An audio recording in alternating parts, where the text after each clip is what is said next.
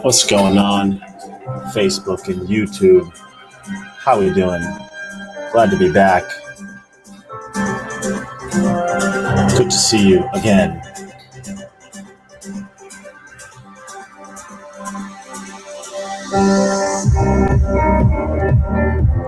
What's going on? What's going on?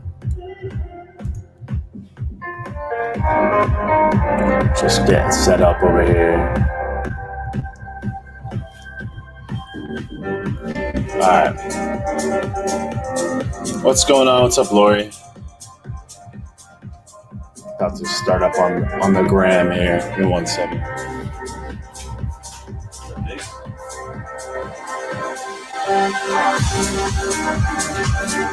What's going on? What's up, Carmela? How you doing?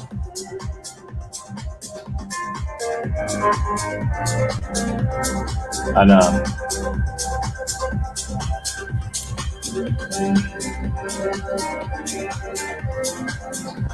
What's up? What's going on?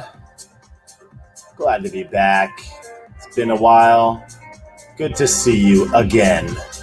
What's up, folks? How you doing, Amanda? What's up, Facebook and Instagram? Or what's up, Facebook, YouTube, and Instagram? How's it going? What's going on?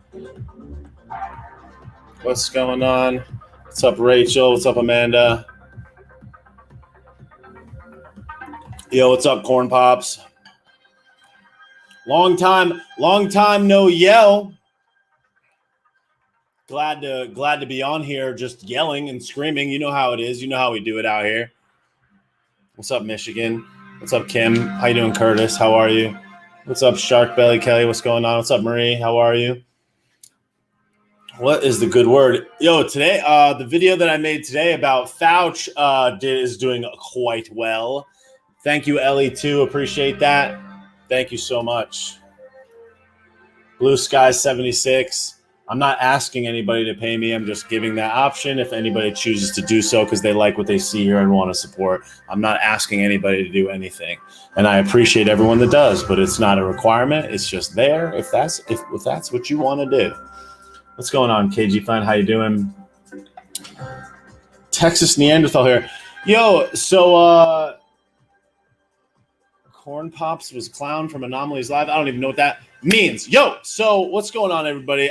Glad to be back. It's been a while. It's been a while since I've come on here to do a little bit of yelling, so I'm glad to be back. It's been an interesting month. I've done quite a bit of traveling. I've gone around. I've seen particles. I've walked into places with no diaper. I've walked through airports with no diaper. I've screamed. It's been great. It's finally great to see the planet of Earth beginning to open up again, unless you live in Canada, which is AKA China. But yeah, whatever. But it's really nice to live in Florida. I got to say that, you bags of garbage. But so a lot of really cool things happened in the last couple weeks. For those who don't already know, I was on the Drinking Bros podcast. I tagged it in my story a couple of stories ago. So check that out. Give it a listen. The Drinking Bros podcast was a podcast that was recommended to me by somebody that follows me here on Instagram. They were like, yo, you got to be on here. I sent them a message. They ended up contacting me back. We set up the interview, and I did an hour-long special on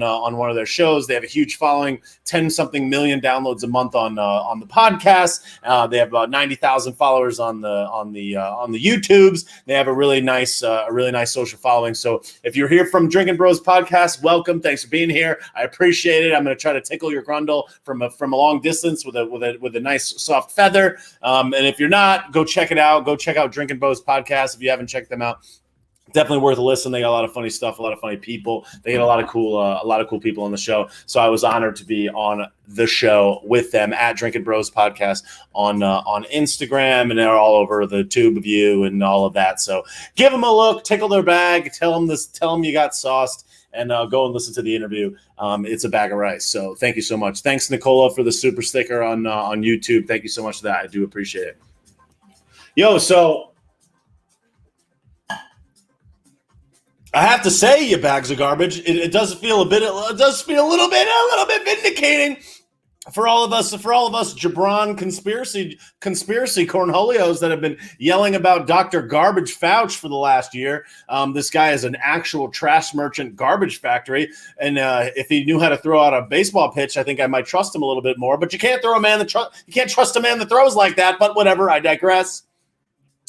This guy is a complete and absolute garbage merchant, and I am proud to announce here, whatever, tickle your bag, punch it in your grundle and stuff it into your noose, that apparently his book was removed from Amazon, which I'm going to that's what you get, you clown. So I'm going to just give it a little search right now. I'm going to see if his book is still on Amazon. I heard that they got a lot of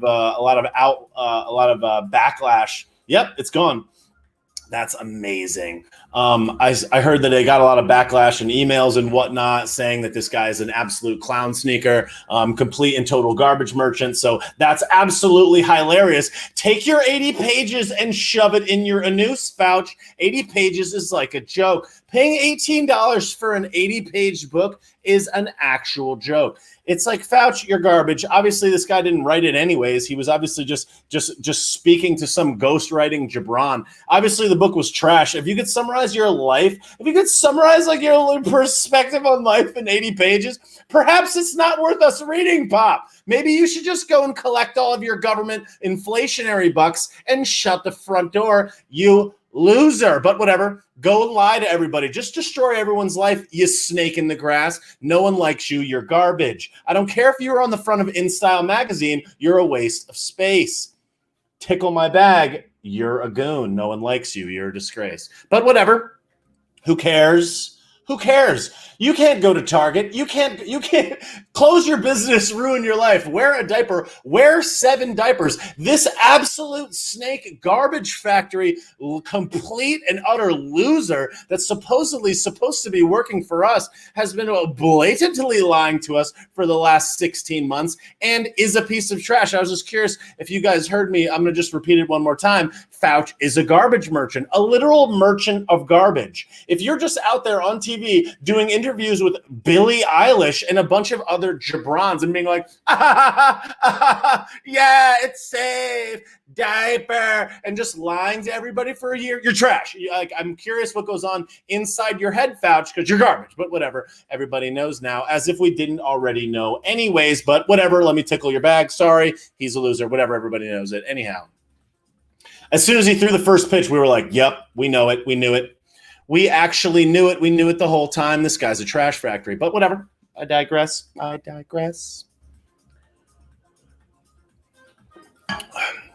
That's what happens. And like, isn't this just yet another example?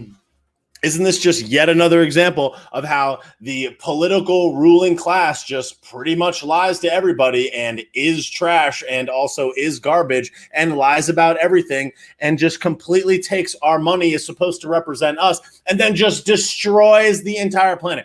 The most trusted man on earth. It's like, you're not trusted by anyone. So it's just like, if this is not yet another obvious, just complete and utter lie, I just can't understand what it is. But the thing that's so frustrating about all this is that this will not matter, and no one is going to care about this. And all of the people that already knew that Fauci was a limp throwing goober that pretty much is absolutely worthless and has been fear mongering for 3.5 some odd decades. From his he probably has one of those big chairs where his feet don't even hit the ground and he just like swings his legs. Like, he has one of those, but whatever. Yeah. But I just got a visual and I was like, wow, what a loser. Anyways. But it's just like, everybody that already knew this guy was trash, everyone that already knew he was trash, this is just a confirmation that he was trash, which we didn't even need because we already knew that he was trash, but whatever. So it's just extremely frustrating that this guy got to speak to everybody for such a long period of time. And again, this just further illustrates how the people that are supposedly the ones that we're supposed to trust, the ones that are supposedly in power, that are there to represent us, work for us, blah, blah, blah, blah, blah, whatever.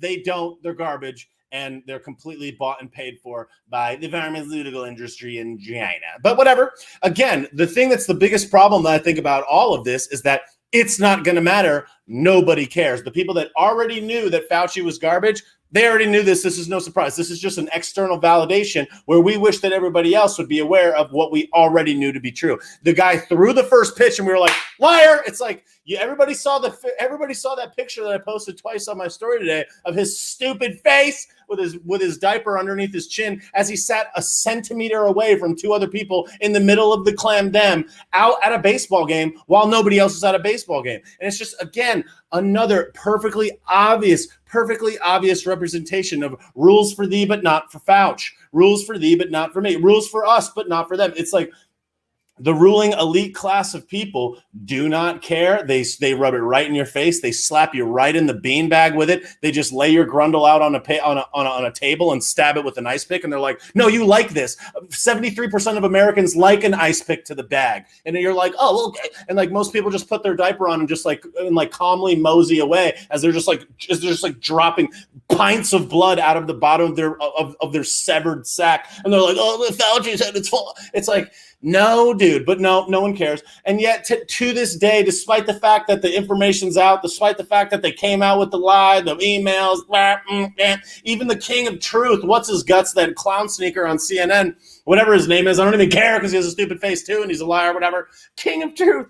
Even this guy is understanding it. And like, it's just like they'll literally uncover the truth. The guy will lie right in front of everybody, perjure himself on the friggin' stand when he's supposed to be telling the truth.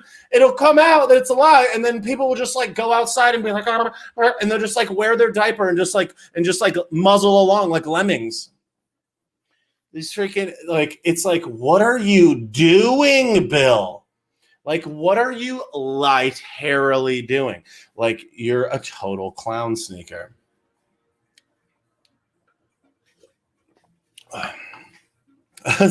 Yeah, so the guy, I see somebody, Truth Bomb Squad. Cool, yes, I've already talked about this many times. Yeah, cool, I sell masks that have funny sayings on them. I've addressed this many, many times.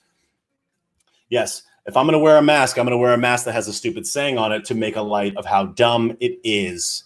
But yes, if you have a problem with that, I'm sorry to hear that, Truth Bomb Squad. I feel bad for you. Feel free to exit the chat because I don't care about what you think, or quite frankly, what anybody thinks about what I'm doing. Maybe you should just do whatever you want to do, and that's that. But whatever, I digress. Back to Fauci. So again, I think the greatest concern of all this stuff is that Fauci, who is a total and complete liar, is going to resign or just casually gallop off into the sunset and just be a complete snake in the grass. And no one's going to care and nothing's going to matter. And this guy is just going to, and more of these things are going to allow to happen. And no one cares anyways. If people are standing outside in Florida in the sun alone at a street corner, waiting for the buzzer to let them walk across the street, and they're wearing a diaper outside alone, then it's just like, you can't get through to these people. No one's going to be able to get through to these people. But yeah.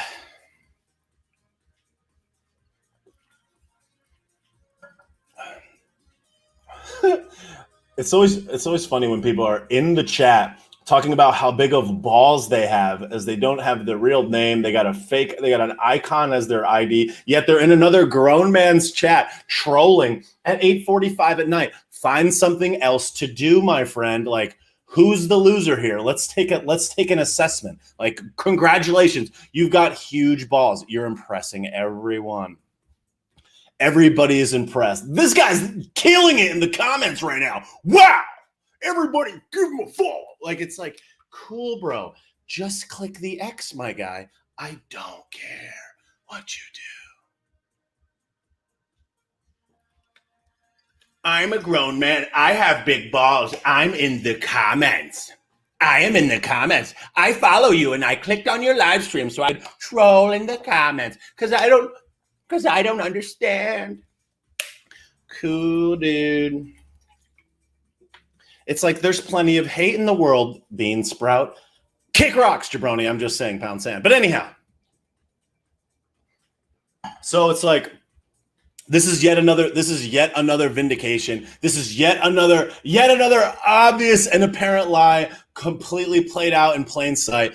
And my great concern, the great concern that I do have about this is, like many other things, like pretty much everything, no one cares, because most people you just can't get through to. And that is the tragic nature of all this, is that we have our fellow Americans just walking around wearing the diaper, and like nobody takes the time to do the research to even understand that they're being lied to, and will still continue to wear a diaper and continue to do the vast majority of things that are not in their best interest, as these people just get caught time and time again lying. And the thing that's so frustrating about all this is, like, as much as I don't think that we should all just like hide in a hole or like go into the forest and just like live in a tree and be like I'm pro America, but like I'm gone, like I'm off the grid, I'm not paying taxes, like I live in a foxhole somewhere.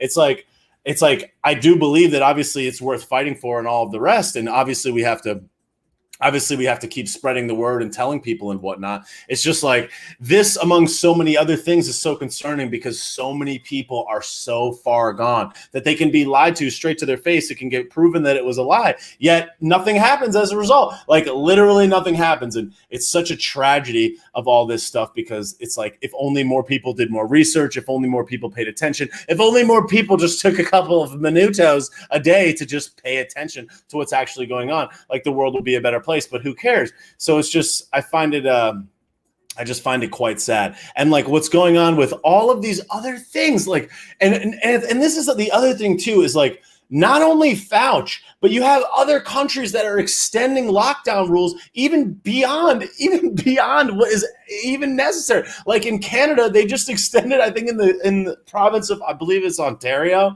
they just extended their lockdown restrictions until December. Like, newsflash, you bags of garbage. Like, this stuff is over. People are in Florida bars, like eating particles for breakfast. Like, no one cares. It's like, stop.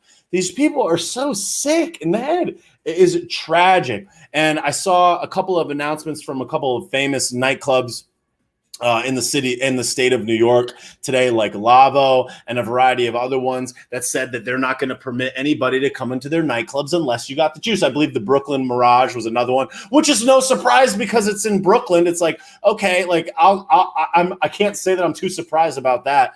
Brooklyn is just like, it's like 137 degrees and like people are wearing winter hat, like they're wearing like a beanie hat and like long pants, and it's like, it's sweltering out, but all right. And they're just like, can I have a hot like chai latte and like do hot yoga? It's like, it's lit, like it's out, the air is on fire outside, but they're just like, I mean, it's just like, okay. But I mean, like, don't get me wrong, I love Brooklyn, like BK to the fullest, you know, Notorious B.I.G. and all the rest and all that. But whatever, I'm just saying, it's no surprise that the Brooklyn Mirage would be ultra woke and just super dumb. So can't wait to never go to the Brooklyn Mirage ever, but whatever. Can't wait to never go to Lavo, New York City ever again, but whatever, that's fine.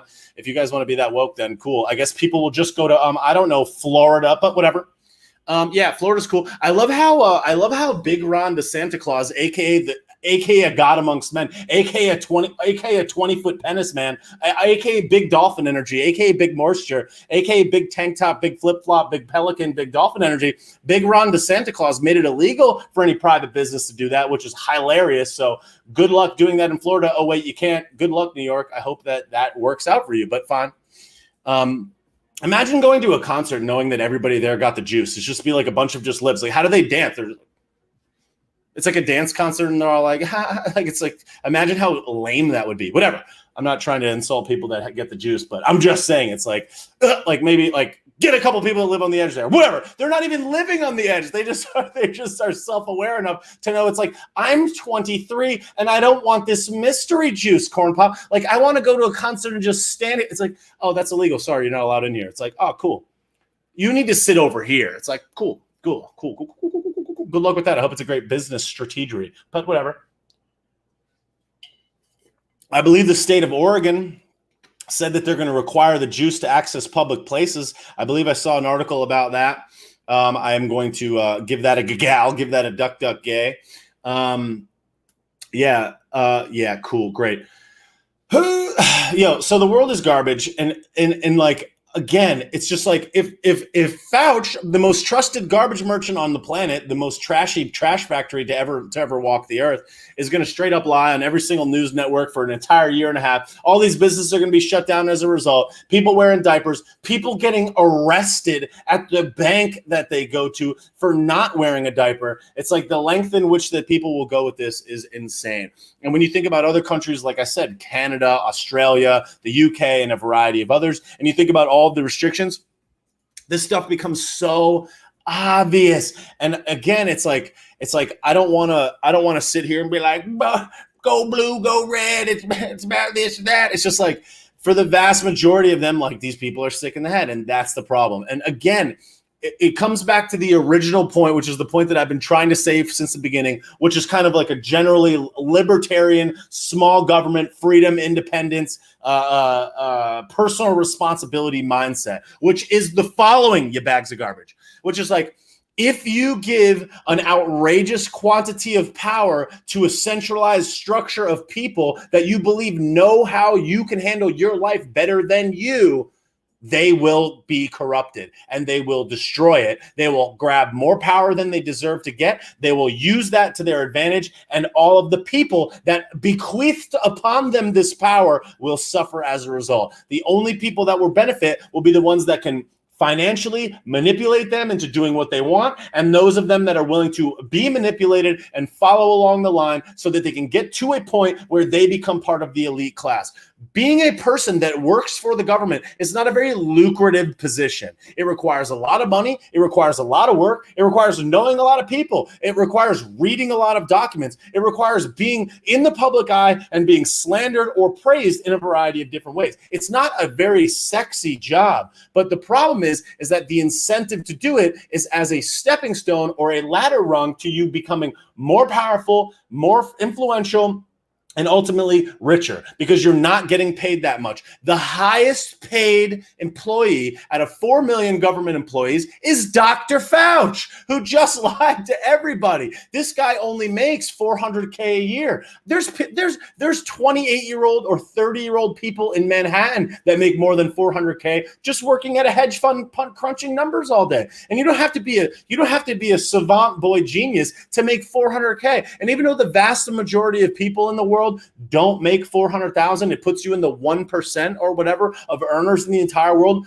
$400,000 a year is not that much money when you consider that you are running the entire planet. You know what I mean? You have the most influential position on the earth and you make 400 clams. Imagine the pressure and all the other things that come with that. Why would a person tee themselves up for this supposed public service and stay in the front? It's like, it's a complete fallacy. They know that they can make money through all of the other things, that they can make money by dropping a book, by being pumped in a variety of things, through speeches and a variety of other things. You don't have to pay somebody to do something to get somebody to do something. You don't have to pay someone outright to do it to influence the way that they do it. People aren't stupid, especially when it comes to money. All you got to do is pay Hunter Biden to blow paint through a straw, and this dude's going to go and make a comment. You don't even need it's the unwritten rule of the world. If somebody walks up to Hunter Biden and Hunter just blows diarrhea through a straw onto a piece of paper, and some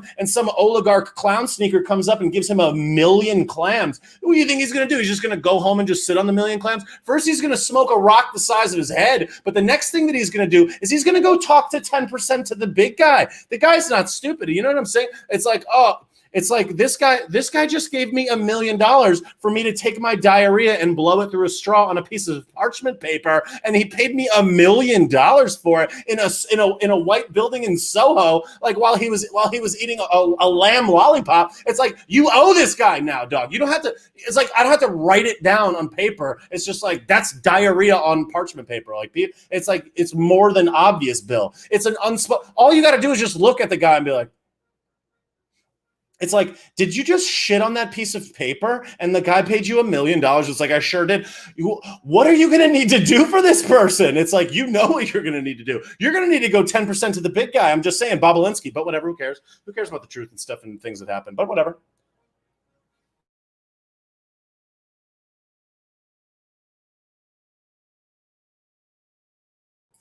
Because no one pays attention because the world is trash and everything's on fire. Plausible deniability. They know how to get around the Joe has been a career snake garbage merchant for 43 years. You don't think this guy knows his way around a scandal? You don't think this guy knows his way around being a snake? Obviously he does. He said himself in Hunty's book, he openly said, he's like, yeah, my dad, who was the vice president of the United States, the second most protected human being on the planet, in theory, and he was able to skirt the Secret Service to go to Hunter's house and find him like drunk upside down, like in a ditch in his driveway, trying to go and find some Parmesan at the neighbor's house. It's like, yo, it's like if Joey 10% of the big guy, Joey Marionette, Joey chocolate chip was able to skirt the Secret Service to go and find Hunter upside down, sniffling it through a carpet. It's like, obviously, this dude could figure out a way to like have a secret dinner with Tony Bobolinsky at some hotel, like in the darkness of night, in some secret corner where they talk about 10 points to the big guy. It's like, are we fucking stupid? It's like, it's so obvious. It's so obvious, but it's just like, all right. It's like, he's like, yeah. Then my dad found me under a pile of garbage. Where I had just thrown my gun in there that I illegally acquired. I had just thrown the illegally acquired pistol that I got into the dumpster, and I was rifling around in there, and I thought I saw a piece of Parmesan Reggiano, and I was grabbing my pipe. It's like, what, dude?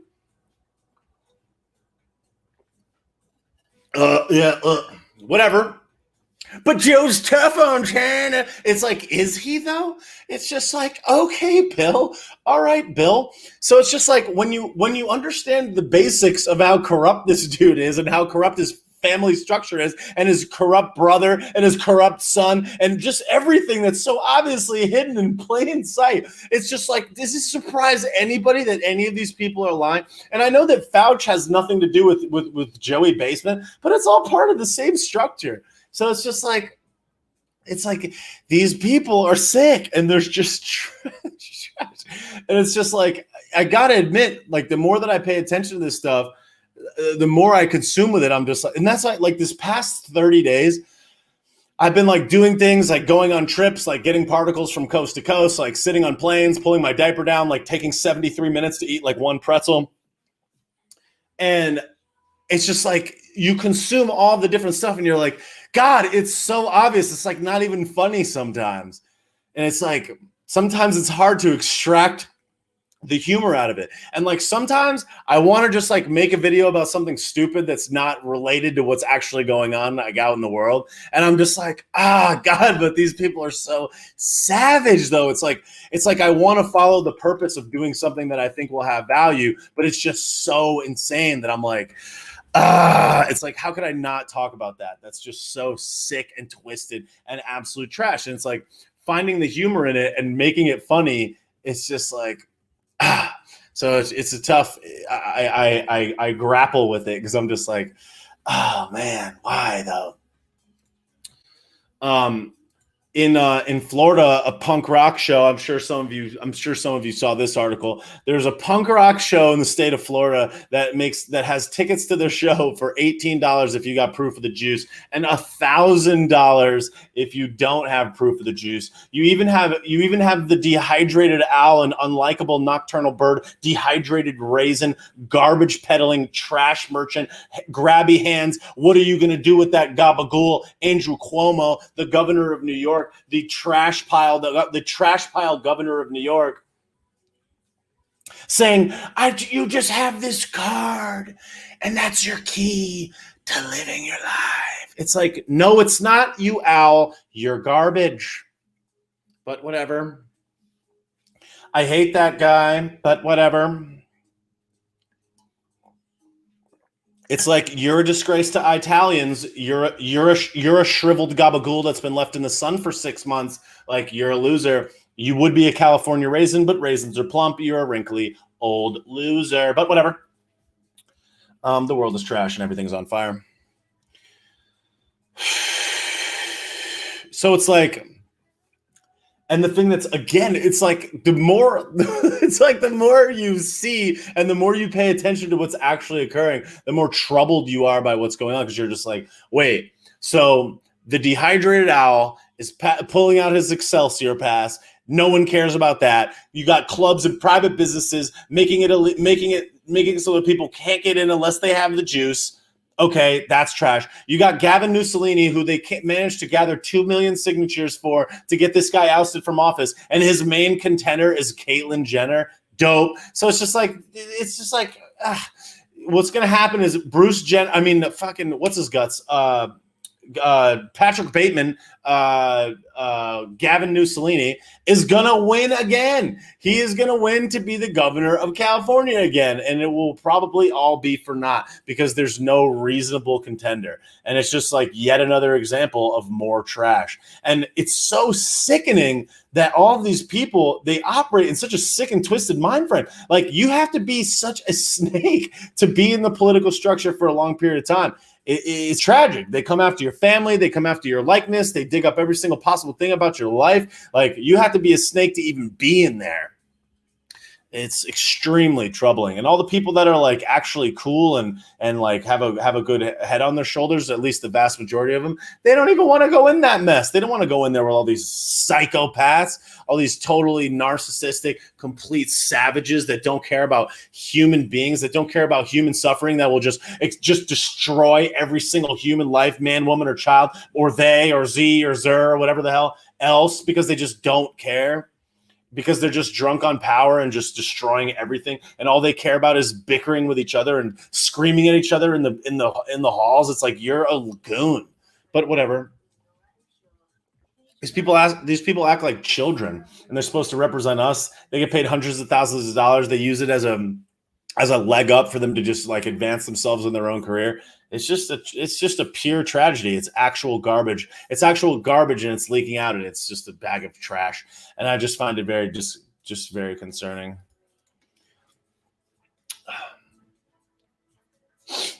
Apparently, whatever. Apparently the Olympics are going to be in Japan, or in Tokyo, Japan this year, apparently, or whatever. I don't know.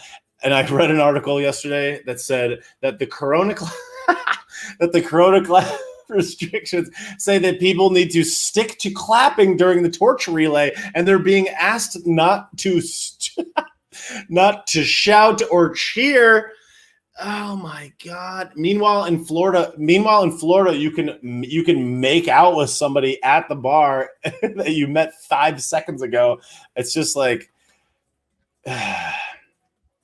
I just find it very troubling. I saw an article the other day that said it's like my husband has fully received the juice but refuses to take off his diaper even during sex, and it was like, pardon me. It's like, maybe you should get a divorce, woman. Like, what are you doing? Stop writing into the local newspaper and get an attorney. Like, what are you doing? Like, you married a simple Tinez, but whatever. Cool, great, grand, wonderful. No yelling on the bus. I saw another video the other day, which make me want to kick myself in the grundle and swan dive off a bridge into a flaming pile of garbage, which was in Canada. I believe, I'm going to just guess Ontario, because of course it would be in Ontario. They were giving out free ice cream to children if they get the juice. And a bunch of parents, good for them, went and protested and tried to block the kids from getting the ice cream. And this was like out in a public park. Like, you're trash. Yeah, the world is a sick and twisted place, fam, and everything is garbage. And now every single company is leaning into it about all of this, for Pride Month and stuff. And it's like, I get it. I'm here to support it. Like, good, that's fine. But it's just like, these companies have absolutely no concern for this. All they're trying to do is make money. They do not care about any of these people. The vast majority of them are purely using it as a marketing ploy to get more money, which is just yet another example. The world is garbage, and like, nobody cares about anything. I mean, you guys do, because you're woke and you stay woke and you remain woke and all that. But just like, everyone else is just absolute and total trash, and it's just a tragedy. And people are asking, they're always asking, like, they're like, what do I do? What do we do? And it's like, I don't know, Bill. Like, I would love to find that out. But I find it extremely troubling. Not only that we're still going through this and people are still getting the juice and people are still, this is Joey Basement and the gang and Krusty and the squad are making the June is like get the juice month, and they're putting all this money into celebrities, influencers, TV commercials. And I think Krusty is doing like a national tour where she's going to go around the United States and awkwardly laugh with her shrill Krusty laugh at people and try to convince them to get the juice. It's like, dog, if you were afraid, you would have already gotten it. The ability for you to get it is already there. Like, people don't want to get it. That's why they're not getting it. Everybody is more than aware of how to use the computer, even though Joe thinks that if you have a pigment in your skin that you can't figure it out, and you don't have an attorney and you don't have a lawyer and you don't have an accountant and you're just as smart as white kids or whatever garbage that this old racist wants to say. It's like people understand how to get the juice. Maybe they just don't want it, Bill. But no, we have millions upon millions of vials of unused juice, and they're just going around the whole country peddling it, trying to sell you cheeseburgers and diabetes discs and Krispy Kremes and free lap dances. I'm surprised they're not just like free shots of Jack Daniels and a pack of Stogies. It's like, what are you doing? They're like, are you 18? Here's a pack of Marlboros. Here's a pack of Marb Lights and a lighter. Courtesy of Bank of America. It's like, what are you doing? It's like such a joke. They're like, have a diabetes disc, have yourself a Krispy Kreme donut and a pack of French fries, and get the juice. Oh, by the way, your gym is closed and you have to wear a diaper when you go in there. It's like, cool, dude. It's like, it's so. That's the thing. Is like, at first. It was kind of like, it was kitschy because I was like, oh, like, this is so funny how savage and psycho these people are. As soon as the election comes and goes, I'm just going to laugh in their face at how stupid they were, because none of this shit would bite. Nobody would bite on this complete insanity. And I just remember being so confident. It's like you drive down the street and it was like Donnie.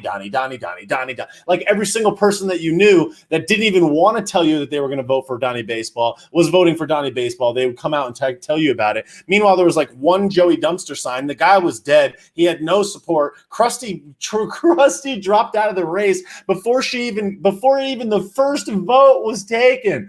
She dropped out before her first vote was taken. She was widely unliked. Nobody liked her because she's Krusty. Have you seen her face? Have you listened to her laugh? Have you listened to her speak? Have you listened to her get interviewed? This woman has no idea what she's doing. And she's so disingenuous and such a complete and total unqualified liar. Sorry, my dryer is going nuts.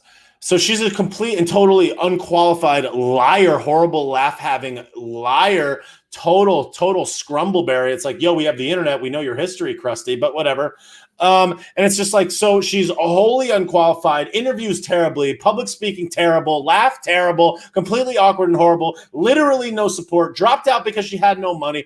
Couldn't even make it to the first vote. Got absolutely eviscerated by what's her guts oh my god, what is her name? Tulsi Gabbard destroyed her in the freaking debates, which I thought was hilarious. And I was like, yo, rest in peace, Krusty. Peace. Kick rocks, jabroni. And she dropped out shortly thereafter. And then you got Joe, who's like an old racist career politician liar, 10% to the big guy Bob Alinsky. He's a liar. And it's like, this guy is a blatant liar, career politician, same old. The guy is a complete and total hack liar. Like completely, like with Barry out, like spent us into the ground, is complete trash by every objective measure, could barely even catch a vote. The only person that got a vote was complete socialist and get off my lawn, Bernie Sanders.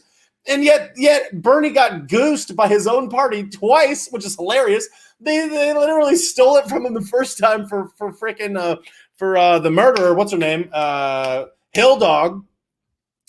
And he got goosed by Debbie Wasserman ramen noodle hair, and the ramen noodle basically stole it from Bernie, and then he's just like, I'm here today to ask you to go vote for Hill Dog. And then 4 years later, when he actually probably had a chance of making America just pure socialist, pure and simple, they took it from him again and they gave it to Sleepy Joe, which is hilarious. Then he didn't even give him a cabinet position because he was just like outside yelling at somebody to get off the White House lawn, and they're just like, where's Bernie? I guess he's not here, whatever. Like, he doesn't have a comb, like his wife doesn't know what a comb is, but whatever, it's fine. He has no mirrors in his house, but anyhow. So it's like, okay, so it's just like this dude had no support. Everybody wanted pure socialism, Bernie. And it's like, so it's like, how did this guy get 80 million votes? Like, what do you mean? So it's just like super suspect. Every single possible every objective measure as to how this could have been goosed is more than obvious to every single person. Every single person in the mainstream media openly admitted to fortifying it for freaking months. It's like they convinced every single person. They totally blasted everybody. And then I was just like, there's no way that this guy wins. And I was just like, I can't even imagine this being possible. So I was just like high on the hog. Like I was like rolling around here on the floor like the day before the election, just being like lots of actual human laughs. I can't wait to never see Joey Basement again as he just like sits in his basement alone being like, you ain't black, and just like eating Rocky Road ice cream. And it's just like this guy actually won, and now he got crushed. It's like, so it's like the world is on fire and everything's garbage. And then you just see all this stuff happening so obviously right in front of your face, and just nobody even cares. And you're just like, Meanwhile, the entire planet is getting bamboozled. It's like, it absolutely blows my beanbag off how every single person on the planet doesn't just move to Florida or Texas. Like, what are you doing? Like vacate the premises. Like, what are you doing?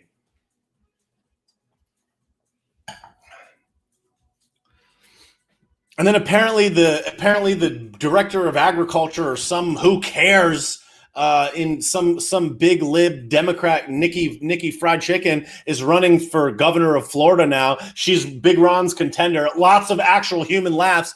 If this woman gets any votes, I'm gonna laugh all the way to the dumpster and just light it on fire and push myself down a hill into like off a cliff, because holy criminy. Without Ron DeSantis, I think America would be purely tapped, TBH, if we're being honest here.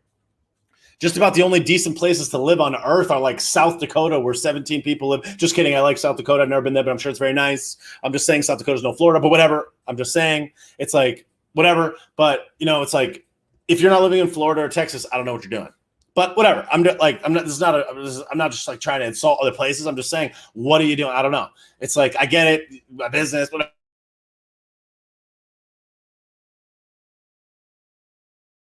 Our world is like we're getting a pretty good case. We're getting a pretty good case for living in Florida and Texas. I think it's pretty obvious at this point.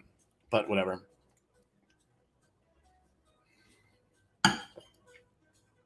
So whatever.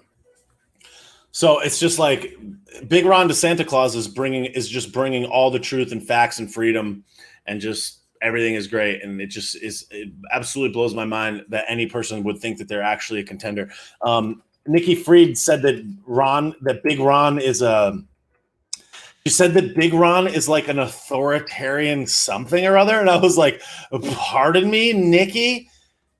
Pardon me, Nikki? Like, Nikki's name is Nicole. Like, I remember I dated a girl when I was in 4th grade whose name was Nicole, and she changed her name to Nikki with 2 Ks. And I was like, except this is an adult human woman, so I don't know about that, Nicole, but whatever. It's so funny. On every single gas pump in Florida, it says Nicole and then Nikki, Nikki, in quotes, fried on every gas pump in Florida. And I'm like, yo, Nikki, maybe revert back to Nicole. Like, I don't know. Like that was hype when you were like, that was hype like when you were going into middle school. I don't know. It makes you edgy, but like, I don't know, Bob, but whatever. Every person in here, or every person that sees this whose name is Nicole that changed the name to Nikki is like, what did he just say? Yeah, Nikki. Yeah, Nikki Fried. Yo, good luck getting Big Ron or Sultan out. Like, I don't know about that, Corn Pop. Like, you threw me off on your name alone. So Big Ron said that she's a lockdown lobbyist, which is hilarious and obviously true because Big Ron tells no lies. I remember seeing an article I remember seeing an article about Nikki Fried Chicken's husband. Her husband like got in some verbal disagreement like with the police, got escorted out of some hotel, or her fiance or something, and it's just like lots of actual laughs. So it's just like, I don't know, you're not going to see Big Ron and nothing like that. And if anybody remembers correctly, the previous contender for governor, who the mainstream media was fawning over forever, had the name Andrew Gillum, and he barely lost to Big Ron. And can you imagine the state of affairs that would be happening in Florida if Andrew Gillum had won the governor of Florida as opposed to Big Ron DeSanta, the most freedom-loving and best governor in America, and quite frankly, probably the greatest governor on earth. Andrew Gillum, February 4th, 2021. Andrew Gillum, who is married with, I believe, 3 young children, was found in a Miami Beach hotel with a male sex worker and was a bunch of white powder, I believe crystal meth. He had been found by police in a Miami Beach hotel room in March 13th, 2020. With a male sex worker, bags the cops suspected to contain crystal meth and other narcotics, and a third man who had called 911. So he's in a drug-fueled sex party with a male escort and a bunch of crystal meth, and there's video of him rolling around naked in a hotel room in Miami Beach, and this guy was supposed to be the governor of the second largest state in America. Yo. Can you imagine how close we were to this psychopath being the governor of Florida? Can you imagine? Wow. Served as Tallahassee City Commissioner from 2003 until 2014. Was first elected at the age of 23 years old. Wow. Dope. 3 young children. Awesome. Dodged a bullet, dodged a crystal meth torpedo.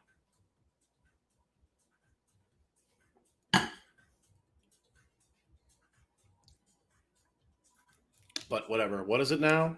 What now? Crystal meth 1. It's like, I don't know, Bill. I don't know, Pop. Like, maybe that's a good thing, but whatever.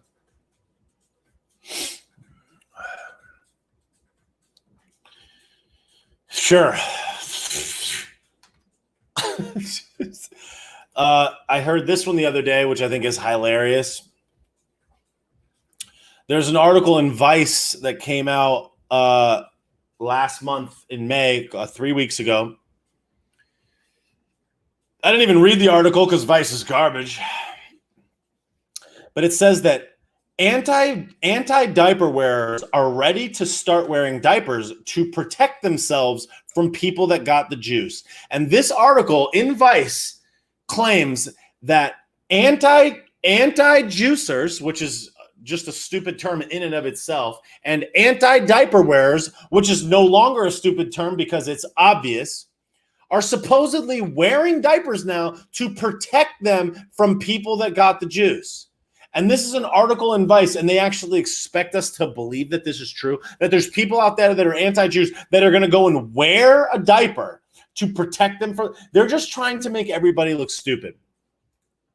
Now, the other day I rented a movie. I don't even remember what the movie was, and honestly, I don't even want to tell you what it was, even if I could remember, because it was trash. But I just found it absolutely hilarious. It was a Hollywood-produced movie. It was $5.99 to rent on Comcast or whatever else. And in this movie, it was a movie about a psychopathic white male serial killer that was just killing people, killing prostitutes, murdering strippers, and was just going around killing people, this insane psychopathic guy. And what I thought was so interesting and such obvious programming is the guy was wearing an American flag hat, which is great. He was driving a rickety old pickup truck, even though the guy looked like he was about 26 in the movie. And he had a U.S. Navy license plate on the front of his truck. It was clear they were trying to show that he was like a veteran, that he had served. And on the radio, as he drove to go pick up prostitutes to murder them after he injected them with some mystery fluid, and then would take them to his cabin in the woods and just slit their throat and then bury them and light them on fire, he would listen to conservative radio, and they would be like, the Pizzagate is real, Pizzagate. And it was supposed to sound like Jones. And it's just like, that's the character that they're making out to be the murdering serial killer, is a conservative American flag hat wearing former U.S. Navy veteran is the serial killer in this particular low budget, absolutely trash movie that I hated. And I didn't hate it for that reason. I hated it because it was overacting garbage. And it's like, what is this? And in the movie, the main character was a black woman rookie cop who made friends with an older white man cop that was an expert that was like smoking bogues, and he was like, "You're gonna make it, kid." And there was like a misogynist, typical like white man detective that like didn't give her the time of day. He's like, "Good luck, Rook," and it was just like the worst movie I've ever seen ever. And I was like, huh! I like wish I could take that $6. I would rather burn it in front of my face than watch a stupid movie. But it's just a perfect example of like how it's like black female woman's empowerment, misogynist man that doesn't think that she could do it. She's in the same whatever, and he's just killing strippers, and he's a vet. It's like, and he's like listening to conservative radio. It's like, I hate you. So it's just like, obviously the guy that produced this movie is an idiot. I wish I could see the name of the movie so you could just go and just never watch it again, but it was so stupid. I'm gonna look it up just so you can watch like the trailer and just see how stupid it was. I can't remember what it was called. I typed in like best thriller movies 2021, and it gave me this trash, and I was just like, no, like who likes this? Like, what is this? Whatever. But it was really stupid. I don't even know what it was, but it was really, really dumb. It was called like the Killer May Come, or like something stupid. I don't know. It was really dumb. But anyways, I digress. But I just thought it was so funny how the serial killer is a freaking Navy vet conservative with an American flag hat on. It's like, of all the things that this guy could have had, I don't know. All the characteristics he could have had, but whatever.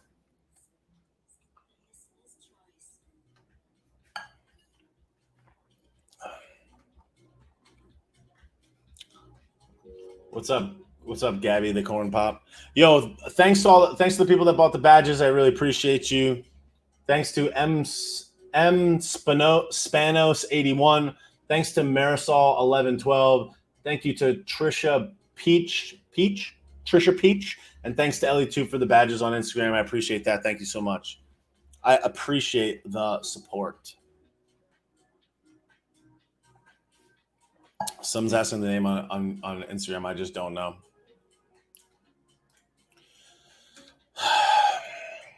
Yeah, so the world is garbage. The world is on fire. So and then Joey Basement, Joey Basement goes to Tulsa, Oklahoma, yesterday to honor the Tulsa massacre, and completely race baits every single person imaginable to unleash this plan about how they're basically going to be racist with all of this money that we don't have. And this kind of brings me into my next topic, which I think is extremely relevant. What is so tragic that most people do not understand is basic financial literacy is one of many things that are missing in our society these days. And if anybody would just please understand just how basic economics work, the world would be such a better place. If you want to disagree about Fauci, the emails, whatever, which we know is true because it was a Freedom of Information Act request, so like it's obviously true, and you're going to see this guy resign in the next couple of days. It's like if more people just had a basic understanding of how economics works, we would be in a better situation. Every single thing that you purchase right now is grossly overpriced. Everything, every single thing. There are gas prices in California that are over $5 a gallon.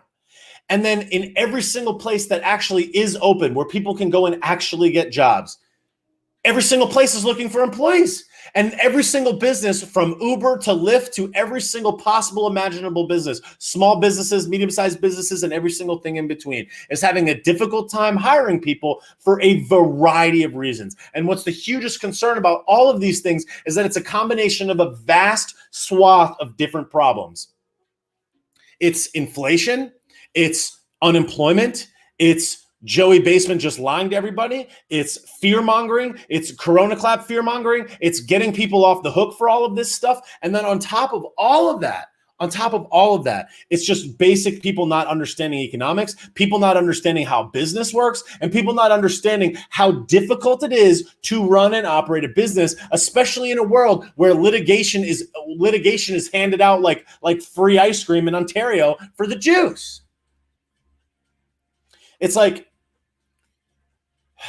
and people just don't understand that when the government spends money, the money has to come from somewhere. Where does the money come from? Every single dollar that the United States government has to spend comes from us, the people. The United States government doesn't have just money sitting around. In fact, we're in a tremendous amount of debt. So where does the money come from? The government can get money by taxing the citizens, by extracting it right in front of their face, pulling it out of your paycheck, charging tax on things, property tax, capital gains tax, income tax, any variety of different taxes. Or it can steal it from you through inflation by printing money out of thin air, injecting it into the marketplace, and using that money to pay for everything. And not only are they paying us, but they're paying for all the woke programs that they want to push on everybody. So what people do not understand, which is tragic, is that if there's $1 million in circulation and the federal government goes and prints $1 million out of thin air and then starts using it to spend on things, nothing is being created while that money is being created. If I hand you $100 that I worked for, you have to produce something. You have to output a product. You have to make food. You have to clean a house. You have to produce a car. You have to produce a widget of some sort in order to earn that $100. So the $100 goes from me now to you. You had to produce something in order to earn it. Now, in order for me to earn that $100 back from you, I have to go and produce something in order to get that $100 back. So something is produced in exchange for the cash. There's an output. When money is printed out of thin air, there's no additional output, but there's a surplus of money. What is happening right now is there's a surplus of money, but there's not a surplus of goods. There's not a surplus of output. There's all this money being injected into the system, but no additional products. So we don't have a shortage on products. We have a surplus of money. We have a surplus of money. There's so much money, but there's the same amount of products. So if I have 100 products and you have $1,000 and you just doubled the amount of money you had, there's no more products. There's no more widgets. There's no more cars. There's no more houses. There's no more production. There's no more things that are being produced. There's just more money. So as a result, as the demand is so high for those items and no one is producing new ones, the price goes up because there's so much demand, because there's going to be a shortage of those products if you don't capitalize on them. On top of all that, what's happening is so first, they shut down all of our ability to produce all of this energy. They shut down the Keystone XL pipeline. Meanwhile, they allow pipelines over in the EU. They allow pipelines to finance, I believe it's called the Nord Stream pipeline, which is basically financing the Russian government. So they allow things like the Nord Stream pipeline to be completed. They allow things like the Nord Stream pipeline to be completed without any sanctions, which we had on it before. And as a result, the Russian government benefits by moving oil from one place to the next, which allows them to cut off countries like Ukraine, for example, from oil, which they've done in the past. I watched a video about this today. So it's like you shut down the Keystone XL pipeline, which automatically makes it so that we have to purchase energy from other countries, which means A, we're beholden to those other countries, B, those other countries benefit as a result, and C, we're not able to produce our own money and then take that money from ourselves and keep it in our ecosystem. Instead, it has to be shipped overseas so that other countries and other corrupted structures benefit as a result of them. So all of our money starts getting shipped overseas. We have all of our oil production gets reduced. Our Keystone XL pipeline and the businesses that invested in the Keystone XL pipeline, which are private citizens that own businesses that invested their money that they produced in order to invest.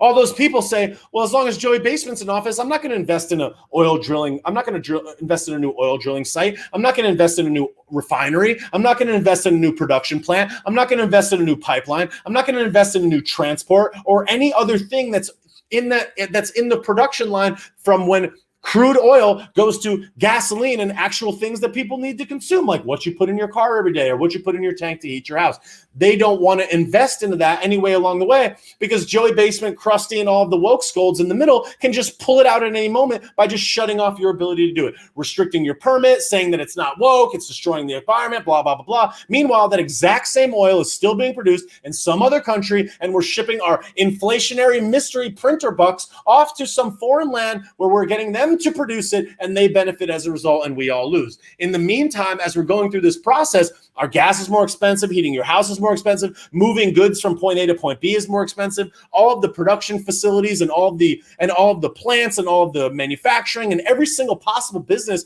that would benefit as a result of prices being low, those businesses have all of their prices go up. Meanwhile, the demand is up. Everybody's got cash. Everybody wants products, but everybody just has a surplus of money and no one is producing. Then it's really difficult to hire all the employees because the employers are getting greased by inflationary printer bucks, which are being subsidized by every single taxpayer in America. So they're printing the money out of thin air, paying people to stay at home, which makes it more cost prohibitive for people to go to work. Then they're fear-mongering those people, saying that they're going to get sick if they go to work. Then they're saying that you can take companies into litigation if you get sick at work. So you're opening them up for litigation. You're making it more risky to hire employees. You're saying that if an employee is anything other than a cisgender white man, that they could sue you into the dirt because you're discriminating because of their sex or their gender, or you don't like their clothes, or you don't like who they sleep with, or they're a T, or they're a they, or they're a zer, or they're a whatever the fuck, whatever.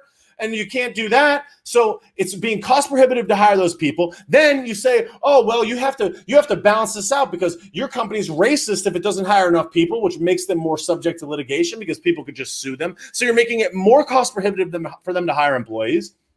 On top of it, the employees that you do have, they're making it difficult to pay them because they're getting paid more money to stay at home alone and do nothing. Meanwhile, they're not paying to clean their clothes, travel to work, buy lunch, buy gas, buy materials, buy new tires, buy new brakes, buy a bus ticket, buy an Uber, buy gloves, buy socks, buy anything that takes them from point A to point B so they can actually work and produce. They're getting paid more money to stay at home. Not only are they getting paid more money to stay at home, but they're getting paid more money to stay at home, and they're not paying all of the costs that it takes to get them from their home to the job. Meanwhile, they have all this free time, so then they can just work under the table, which is not taxed. They can do miscellaneous side jobs or work on the internet or work for some foreign entity and just collect. And then they could just get paid in Bitcoin or paid in Dogecoin or paid in whatever the fuck else and completely avoid the taxation of it all. So you're just like building this ecosystem that makes us destined to fail. They're just fucking us.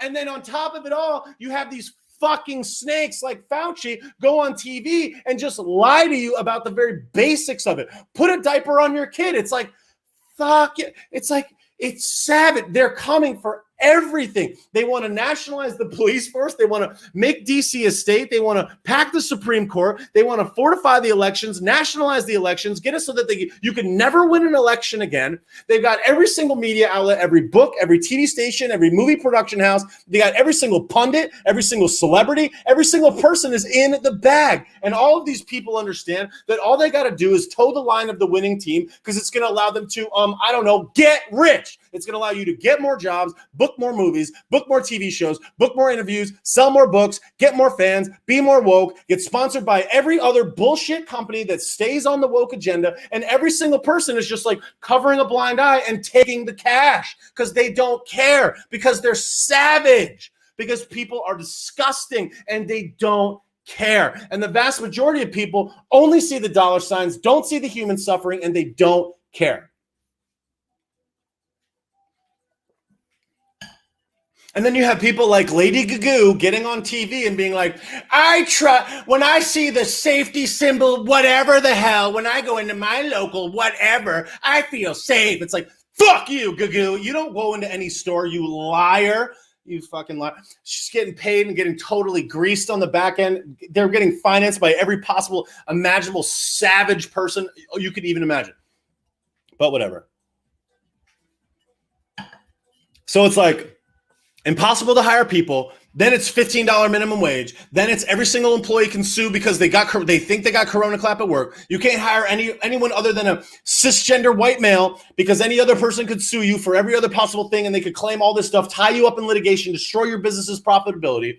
If you pay people less to account for all of these risks, you get gassed. You get gaslit in the mainstream media. Racist company, sexist company. Oh, look at this. They're charging so much. Look, they're making too much money. Oh, their board doesn't have enough women on it. Whatever. It's like, who cares about qualification? Who cares about anything? All they care about is gender, woke, equality, equity, and all this bullshit. And now, all of this money that we don't have that they're printing out of thin air, you're going to watch. I got an email today because I have a bunch of social accounts and I have a bunch of websites that sell sponsorship. I got an email today that said, do you want to participate in a Corona Clap paid campaign? I'm going to see if I can find it. I got it today and I was like, wow, here it is. Paid social partnership. Okay, this is an email that I got today. Hi there, because I have a lot of publishing websites, and my websites get millions and millions of views every month. So I have a lot of different social accounts. Hi, hope you are doing well. My name is Patty. I'm a digital organizer with a company called whatever. I'm excited to reach out with a paid social media content partnership in support of the Corona Clap juice. We are looking for social media users. This is a real email that I got today. We are looking for social media users who can speak to the benefits of getting the juice. We would love for you to speak on the general effects this clam dem has had on your life, as well as why you are choosing to get the juice when you become eligible. We particularly would love to hear from healthcare workers and other frontline essential workers on this important issue. Essentially, this is the process. Essentially, we would like to ask you to draft a post about getting the juice. We would run it by the campaign. You'd post it to your Instagram, TikTok, or Pinterest, and then we would compensate you for your time and your content distribution. Okay? This is an email that I got today from a company in New York City. Yo, it's like, who do you think's paying for that? Who do you think's paying for the free Krispy Kreme? Who do you think's paying for the free beer? Who do you think is paying for the free food? Who do you think's paying Uber for the free juice ride, for free rides to the juice? Who do you think is paying Lyft?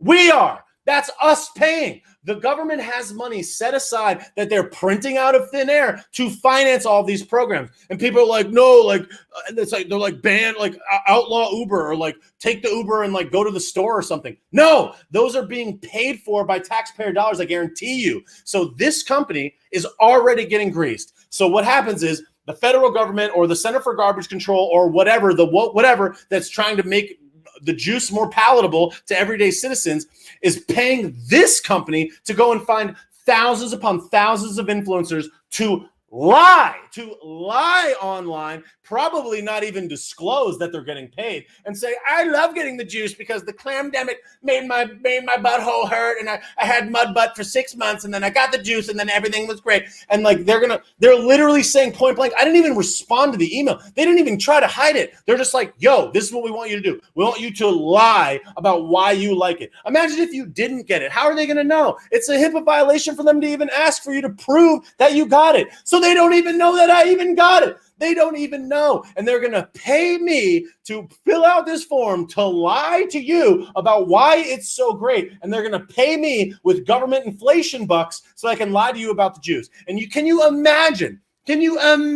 how many people will take the bait on that? Can you imagine how many people will take the bait on that? So many. And you're gonna sit here and try to make me believe that Dwayne the Pebble Johnson just calls up Joey Basement on a casual Thursday afternoon. Like, hey Joe, what flavor of ice cream did you have today, Joe? Remember Joe when we were talking last week? My ass. Like that dude got gripped. He got a grip. He got $1 million. Like This dude had 2 hard post videos of him blasting out of his shirt like "Sick Joe," and like in his quadrillion-dollar mansion, literally the largest account on Instagram. And you're gonna lead me to believe that he's just gonna donate 2 10-minute videos of him talking to Krusty and Joe just out of the goodness of his heart in between sweaty workout videos? My anus, that dude got paid, son, paid all the way to the bank. Okay, these people are liars. All they care about is money.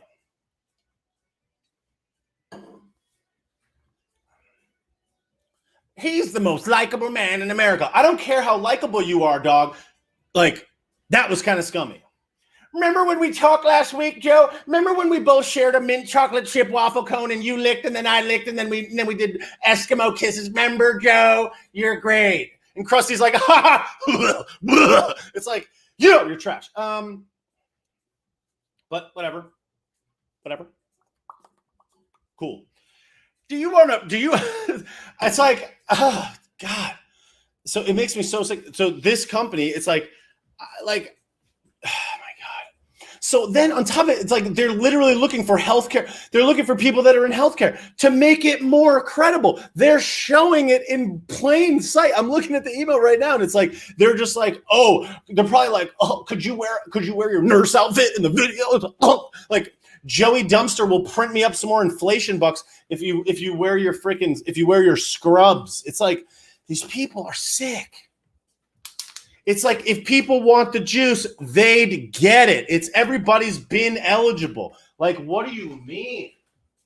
The fact that they have to work so hard to pump this is insane. And you're going to see an onslaught of it for the next 30 days. That's what's going to happen. These people are savage. Savage. Pure savage. But whatever.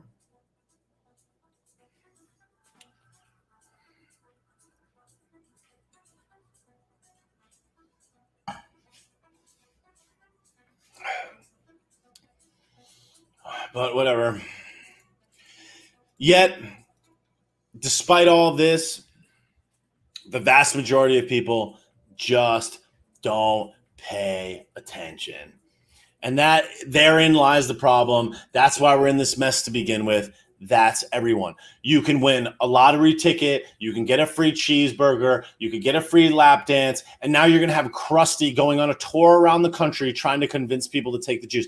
Do you really think that that's the highest and best use of our time? Texas has been open for months and nothing has happened there. Their cases are gonzo. Not to mention the fact that the tests in the first place are complete malarkey, which everybody knows anyways. Look up the guy that invented the PCR test and do the research on your own. It's like these people are savage.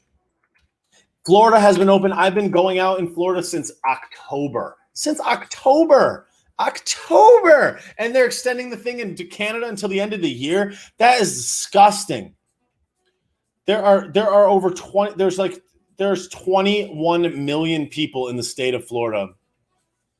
21 million people in the state of Florida. And there are 6,000 new cases. Whoa. Deaths, 95 out of 20 million people, 95 people died.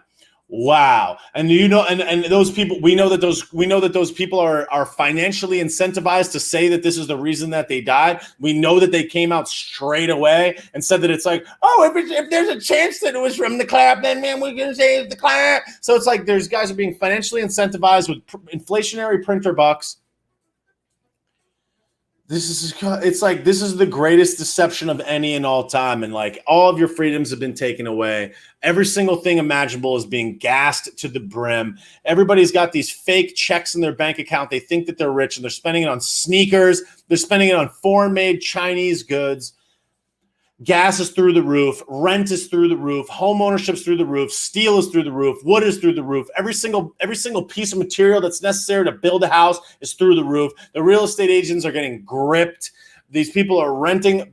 Rent is going up. They put a tax on the landlords, and then people are like, why is the rent going up? Because you're dumb. Because you don't understand the basics. we're getting more money to work. We're getting a higher hourly wage, except there's less jobs. They can't even find people to work. There's a robot, I think, in Miami that delivers food on some freaking robot. Anytime you go to a CVS or a Walgreens, there's 1,000 checkout lanes. I can't remember the last time I bought my groceries at the lane with the people. There's no people checking out groceries anymore. There's like 8 bagging stations. These people are stupid. You play stupid games, you win stupid prizes. People are clueless. It doesn't even matter.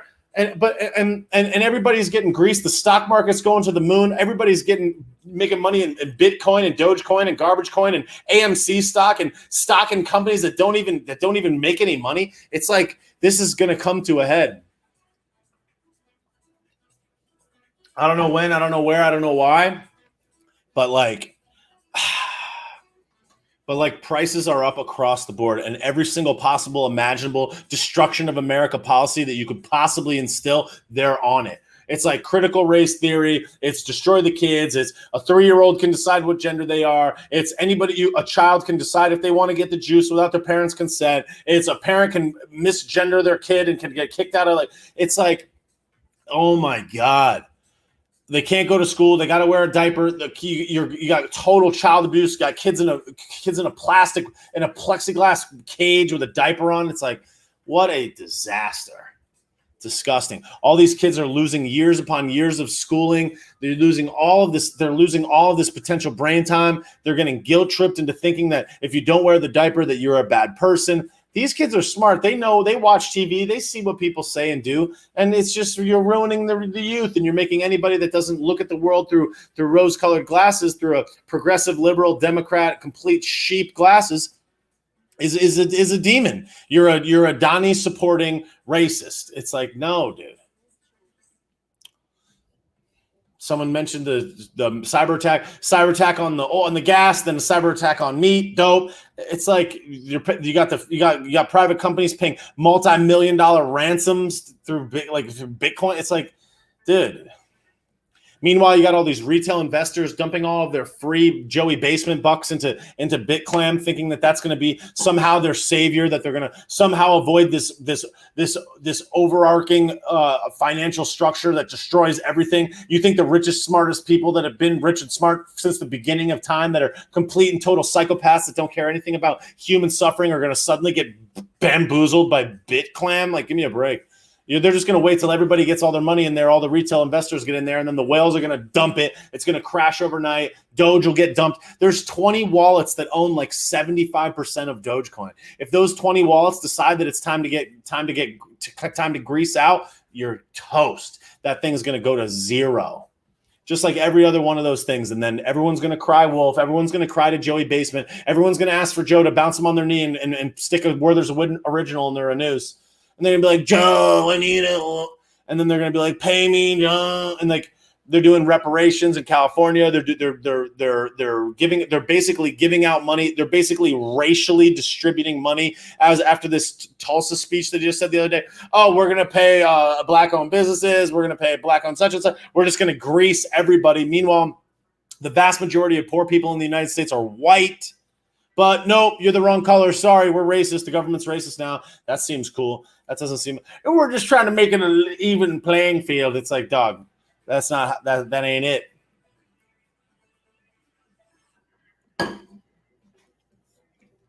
Whatever. But yeah, let's go buy AMC. It's like, no, dude.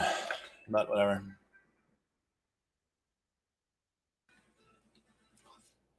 Yeah, they're paying people to get the juice. That is also true. I don't know, man.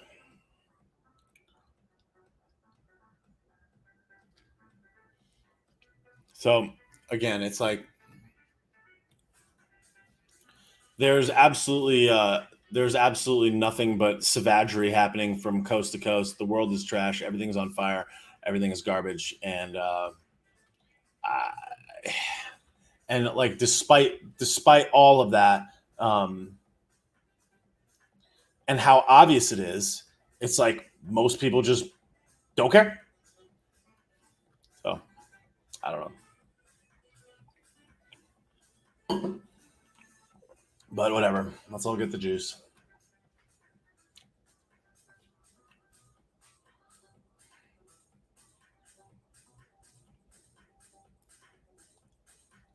But don't worry, you can have 3 kids in China now. Sick. All that's going to happen in China when they allow them to have 3 kids is they're going to realize that they're going to need more food and more resources and more produced items to give those kids. And they're going to stop shipping stuff here, and then all that stuff's going to get even more expensive. Frank says there's a job listing in Australia for actors to play doctors and nurses to promote the juice. Yep, that's nothing new. That is nothing new.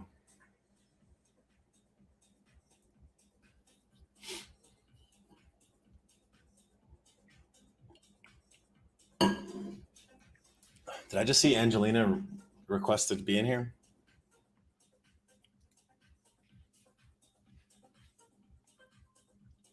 But yeah.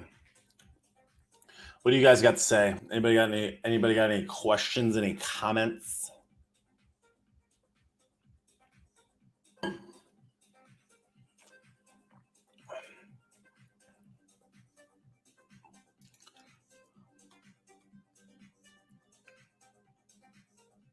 As long as Hunty has his palm, he's good. Yep, that's true.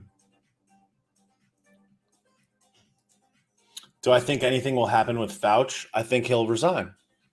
I hope he resigns. I mean, the guy's made enough money. So, I don't know. Jay Lynn says you're not as reassuring as you normally are. No, I mean, I'm not trying to not be reassuring. I'm not trying to be pessimistic. I'm just saying it's like this stuff is continuing, and it's just like I don't know. It's like I don't even know what it's just very discouraging, Pop. I mean, I'm not losing faith. It's not like I'm quitting on America, but it's like fam, I see the inflation happening in real time. I see how they're extracting money right out of our pocket, and it's like it's so obvious. It's so obvious. Like the inflation is so real, and it's just like not stopping.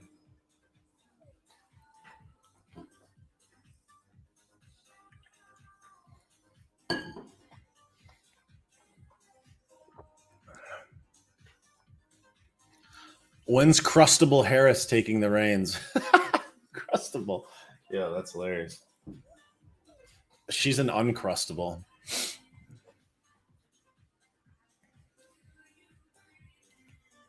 Do I think countries will hold China accountable? No, I don't.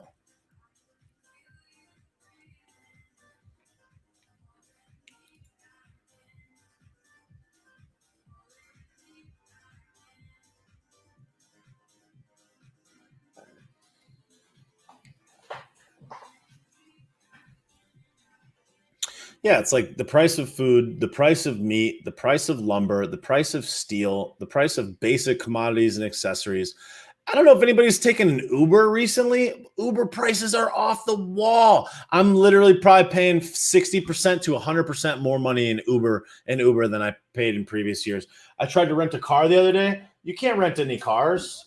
Cars are so expensive to rent. You used to be able to rent a car for $30 a day, $25 a day. The cheapest car that I'm seeing for rent, cheapest cars I'm seeing for rent now are $90, $95, $100 or more per day to rent a car. The reason that cars are so expensive is because number one, they shut down all the ability for people to use those cars. For people to use those cars, right? So they shut down the ability for anybody to travel because they shut down every business. So nobody needed to rent a car because they needed to go anywhere. They needed to travel anywhere. So nobody was renting the cars. All of those companies were sitting on all those cars that were just sitting in the lots. On top of it, it became extremely cost prohibitive to buy a new car. So all of those used cars suddenly become very valuable because the used cars were so expensive because a new car was so expensive. So all of those cars became a lot more valuable. So getting the cash off the books, I would bet a lot of those used car companies just sold the cars. Not to mention the fact that gas is so expensive, the cost of maintaining them is expensive, maintaining a fleet that large is expensive. The only thing that's not expensive is borrowing money. The only thing that's not expensive is borrowing money. That's it. So all the used cars are way more expensive. All the used car companies, all the rental car companies are like, we can't hold this much. So car rental prices are off the chart because it's so expensive to maintain them. So they're just like, screw it. So they just rent as many cars as they can manage, and that's it.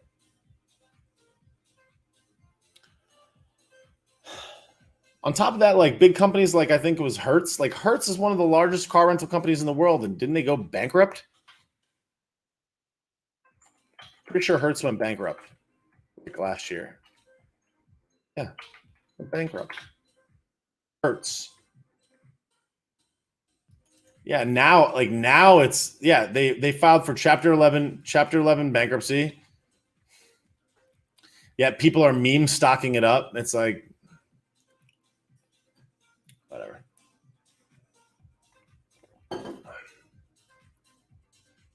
But no. So it's like a car rental, like if you just go online and you go to Kayak. I'm just going to look for like a car rental in I'm going to look for a car rental in Salt Lake City. Yeah, and like the Uber prices are so insane too. It's just like I spend so much more. I live 3.5 miles from the airport. A ride to the airport used to cost me $9 and now costs at least $20. That's double. So I just went on kayak.com, which is known for finding cheap things. The cheapest car to rent this weekend is $218. $218 for the cheapest car they have on Hotwire.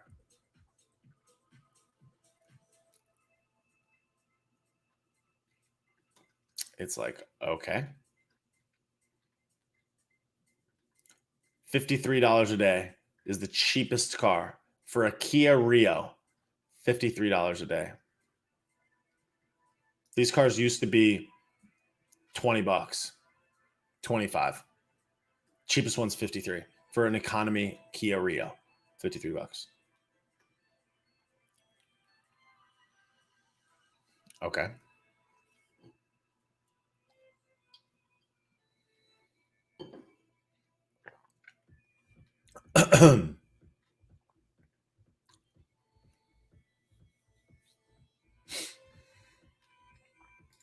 Rachel says, let's go old school and ride horses on YouTube. Agreed, Corona. $1,000 for a week in Connecticut. $250 is not bad, I guess, when they were $20. I don't know. Mikey on Facebook says I paid $4 a gallon when I was in San Diego last week, and that was cheap. Yep.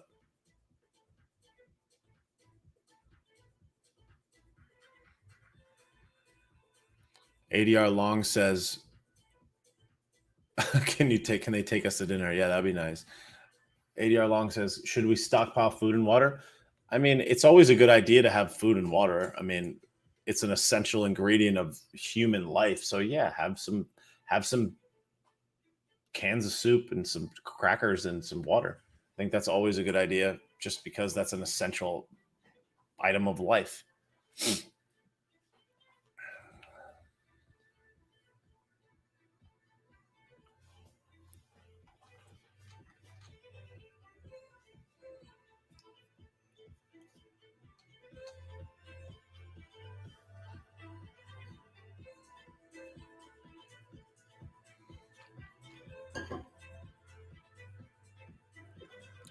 And not only that, they're running out of cars to even rent. Like they're running out of rental cars.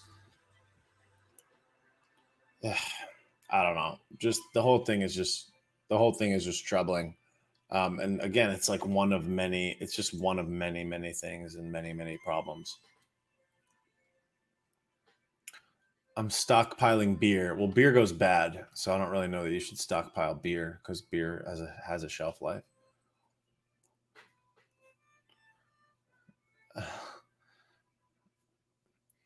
Yeah, and I mean, like, where are the cars all produced? Like, they're all produced elsewhere.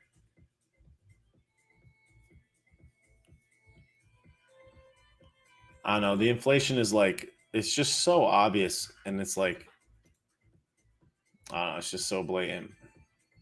And then you just have these companies like being caught with whistleblowers, like suppressing information and then they're out here like making menthol cigarettes illegal. It's like, what are you doing? I just don't even understand. It's just a real troubling time. Yet people are spending their time like buying Dogecoin. I don't know the name of the track that's playing right now. It's Nora and Pure Mix. I always play her mixes. It's episode 247.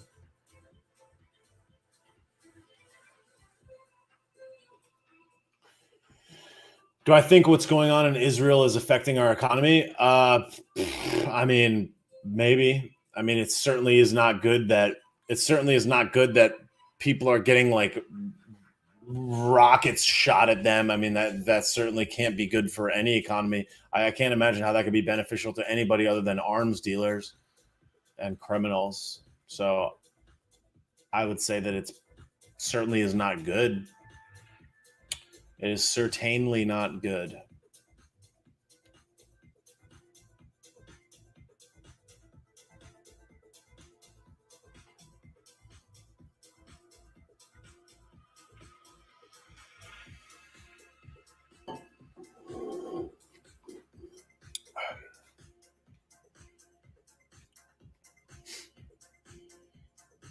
Izzy benefits from all wars. Who's Izzy? Is that the military industrial complex?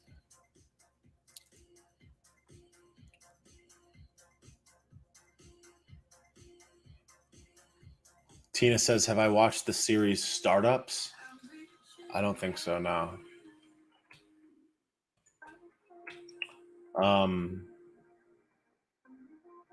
No, I don't think I have seen that, no.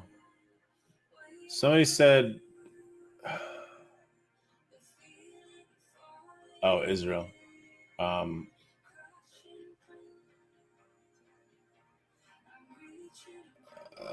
trying to go back through the comments. Someone said the odds of New York City coming back. I mean, New York City is the largest city in the United States. I mean, I think it's safe to say that it'll bounce back like always, but I think that obviously a lot of things are going to have to change.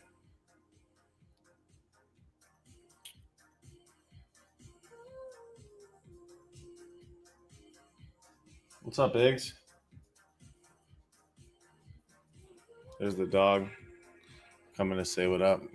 He notices I'm not screaming anymore, so he's like, oh, all right. Did I finish watching Snowfall on, I don't even know what that is. Snowfall.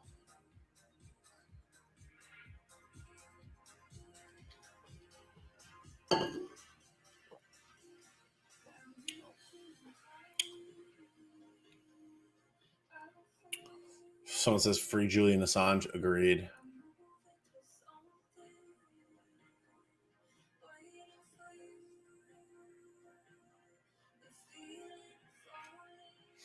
Who's got some questions? Anybody got any questions? I zapped for quite a bit. I was ripping for like an hour and 20 minutes.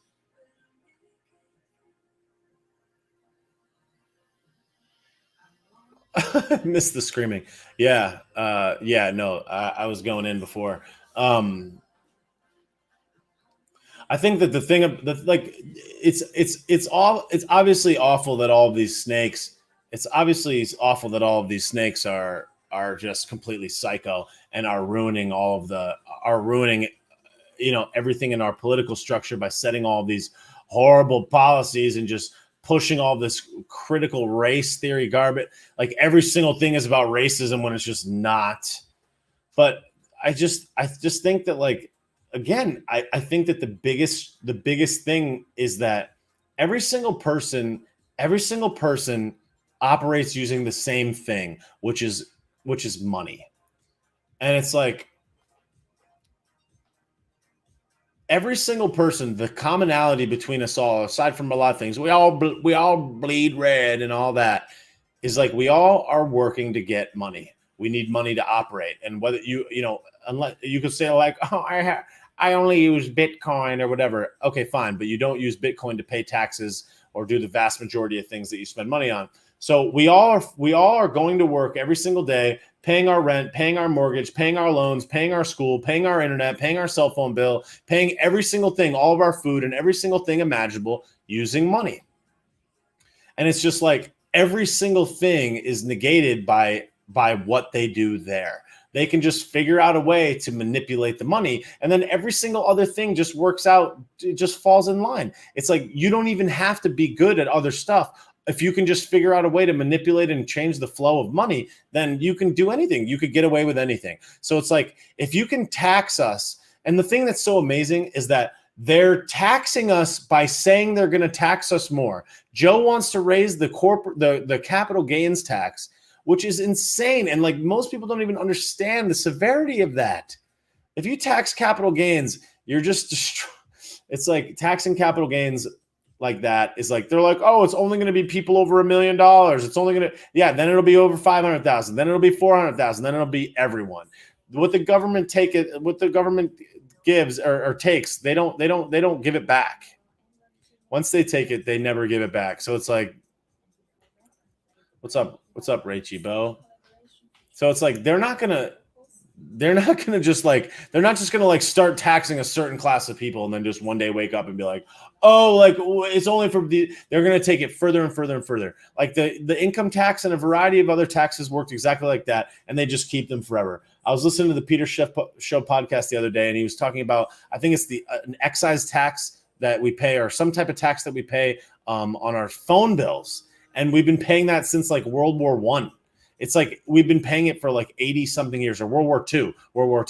We've been paying this tax that was intended to finance the war for 80 something years, and we still pay it, and it's on every single phone bill. So it's like they tax money in, they tax money out, they tax money that makes money. And then on top of it all, the secret hidden tax, the tax that's behind all of this is the tax they're extracting out of the money that you already have. So like they're printing money out of thin air, and then they're spending that money, which is causing the value of the money that you have in your pocket to go down, consumer prices and basic goods to go up.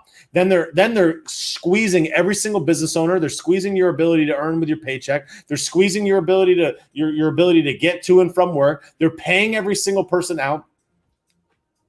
They're paying every single person out of these fake coffers with this fake money. We're borrowing money from every other country at an expeditious clip. Like they're just driving us into the ground at every single possible direction. It's like, okay.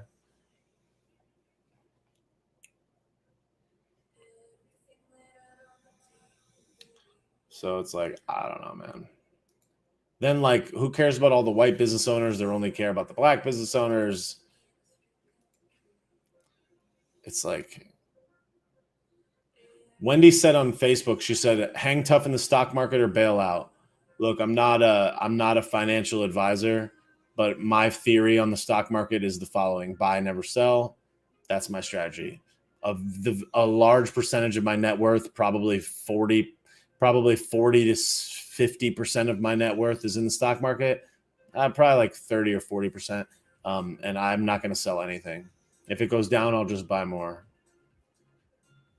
I generally think that the economy of the world economy continues to grow. I believe in the United States as continuing to be a leader in the world. And despite all of these really bad things, my philosophy is buy, never sell. So I buy stocks, I don't sell them. I only sell stocks if I have a better investment, if I absolutely need the money, like there's some crisis, or if I'm going to cash out completely, like I'm going to retire, which is nowhere near anytime near now. Thank you, Stephanie. Tina says stock market agreed and same, never sell. Yep, never sell. Agree. Yeah, I just buy, never sell. Every single time I get an opportunity to put money in the stock market, I put it in. I buy more positions that I like, and I just hold it long term. I feel like I could hold all my stocks that I have right now for 30 years, and I think in the long run I'll make more money. Lindsay333 says define crisis. I assume what you're talking about is like, what's the crisis that I would take it out? I get hit by a bus and it costs $1 million for me to get reconstructive surgery on my body. That's a crisis. a family member gets sick, a crisis, like I have no choice. Like I'll die or someone will be harmed to a great degree without there being money. That's a crisis. I don't mean like a global crisis, because like I just believe that we have the ability to navigate through most of those things. Sean87 Callahan says, do you have an app you prefer for investing? I just use E-Trade. For crying out loud said stocks or crypto. I invest in stocks. I like businesses. I don't like crypto personally. It's just not my thing. I don't recommend it to other people, but if that's what you want to do, rock out. It's just super high risk. Most of them have no basis of value. They don't have any assets. Some of them do, some of them don't. The vast majority of them don't. So I just choose not to invest. I've done a couple different live streams on this topic. So Rachel says, how much do you sell something for that's priceless? You don't sell it. Yeah. Well, what's priceless? What are you saying is priceless?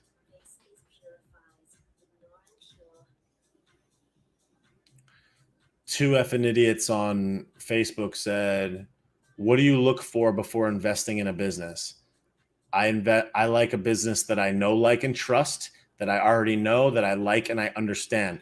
I don't know anything about oil. I don't know anything about construction. I don't know anything about machinery. I don't know anything about healthcare. I don't know anything about those things. So I don't invest in businesses that I don't understand, that I don't know, like, and trust. Know, like, and trust. I try to only invest in businesses that I pay personally. I use Uber. I have Uber stock. I use Lyft. I have Lyft stock. I use Facebook. I have Facebook stock. I use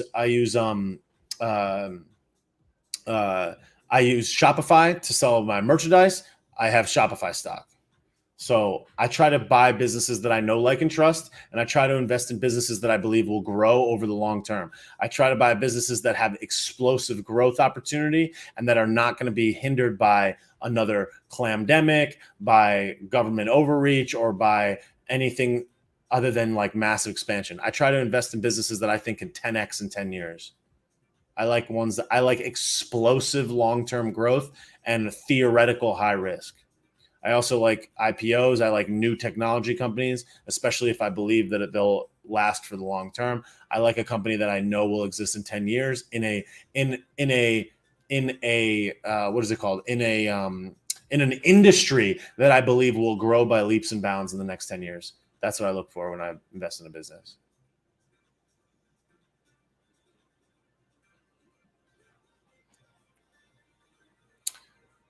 Mikey on Facebook says, I moved most of my money into Coca-Cola during the Corona clap. I've been around the world and Coke dominates. Got out of weed stocks at the high, planning on buying again at the low. Sure, yeah, weed stocks, you could do that. I don't like the fact that the government can just make it in and out at any time. I don't like that. But yeah, I mean, you can make money in weed stocks in the long term. The problem with weed stocks is I feel like there's a low barrier to entry for marijuana stocks, because the vast majority of people probably don't really care that much about what kind of, like, has anybody successfully branded weed as being like the weed? I don't think so. I like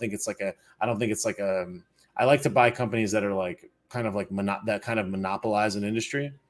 So I don't think that there's really like a monopoly in weed stocks. But then again, I don't smoke weed anymore and I don't buy legal weed. So again, do I know, like, and trust it? No.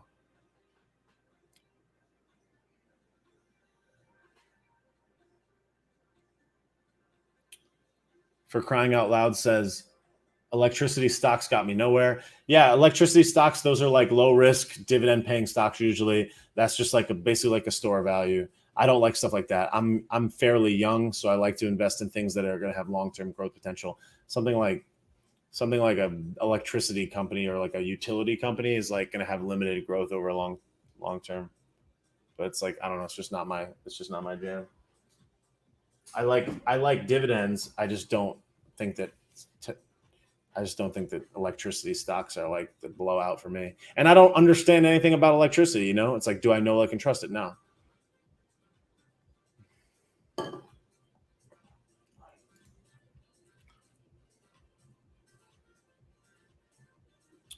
Chi8 says Robinhood app. What do you think? I mean, I don't really like what Robinhood did with when they were limiting those stocks, but I don't necessarily know that they had much of a choice. But I don't use Robinhood. I don't like buying fractional.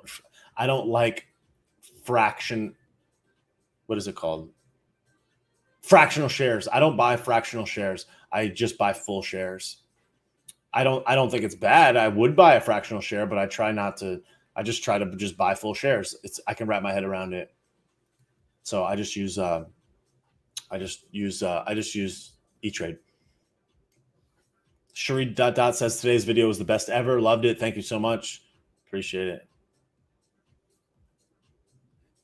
Reggie Bo says short stocks. I don't like shorting stocks. I don't like betting on a company going down because I think it's a lot more difficult to bet on something going down than it is to bet on something going up. I'm much better at identifying something that's going to work versus something that's going to not work, especially because when you short stocks, you typically have to have a time frame. And because I'm a long-term investor, I don't like shorting stocks because I have to put a time frame on it. I don't know that it's going to be in X location in X amount of days, weeks, months, whatever.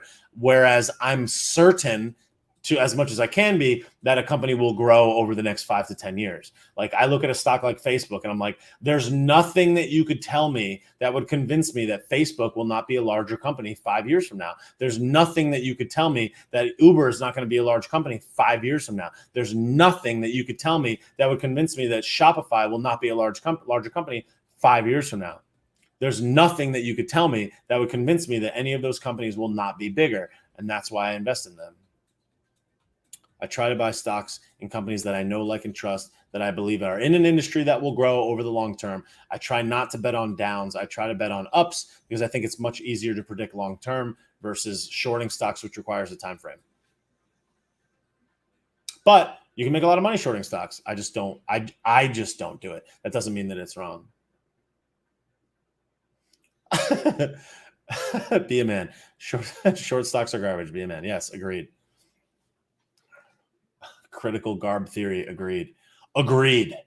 So many hits in here.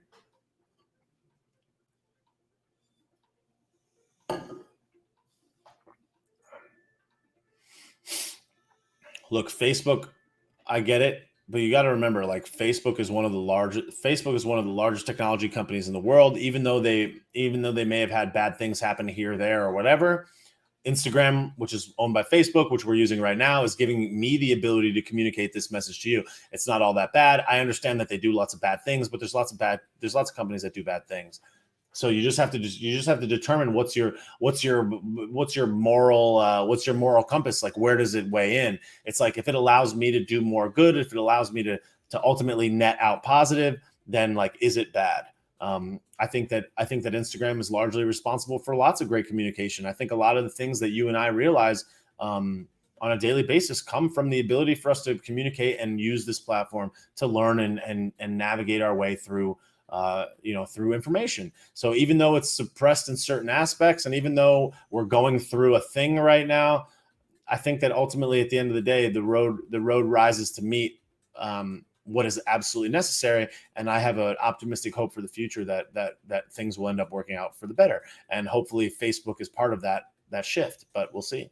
I think that it will. And I certainly think that it'll make more money. And look, it's not all about money, but what it is about is, like, you got to think about this. It's like, all right, I have $10,000 and I'm going to invest in. I can invest in 2 stocks.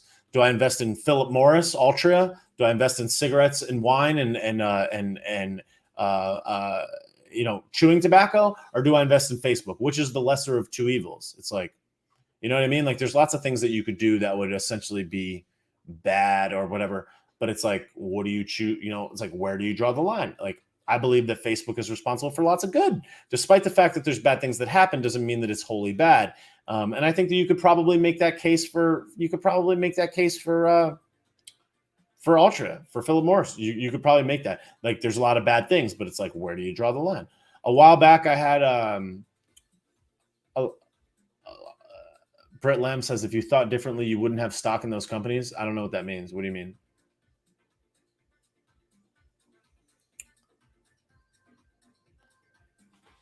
Like, I invest in companies that I know, like, and trust, that I believe will grow, because I think that ultimately I'll be able to do better if I have more money and I can do more things that will help, that can help make the world a better place, or spread a good message, or help other people, or help small business owners, or do more good and output it into the world. The fact of the matter is that you need money. You got to determine where you want to get that from. You got to determine what game you're willing to play in order to get there. You have to determine what's your compass of what are you okay with being invested in, and what are you not, and that's the decision that you make. So everybody has to make that determination. But I feel good about all the companies that I own. I don't feel bad about owning any of them. I think that I just think that I think that generally speaking, they net out a positive. For all the theoretical bad that, like, a Facebook, for example, you could suggest does, I think that the net of it is actually more positive than negative.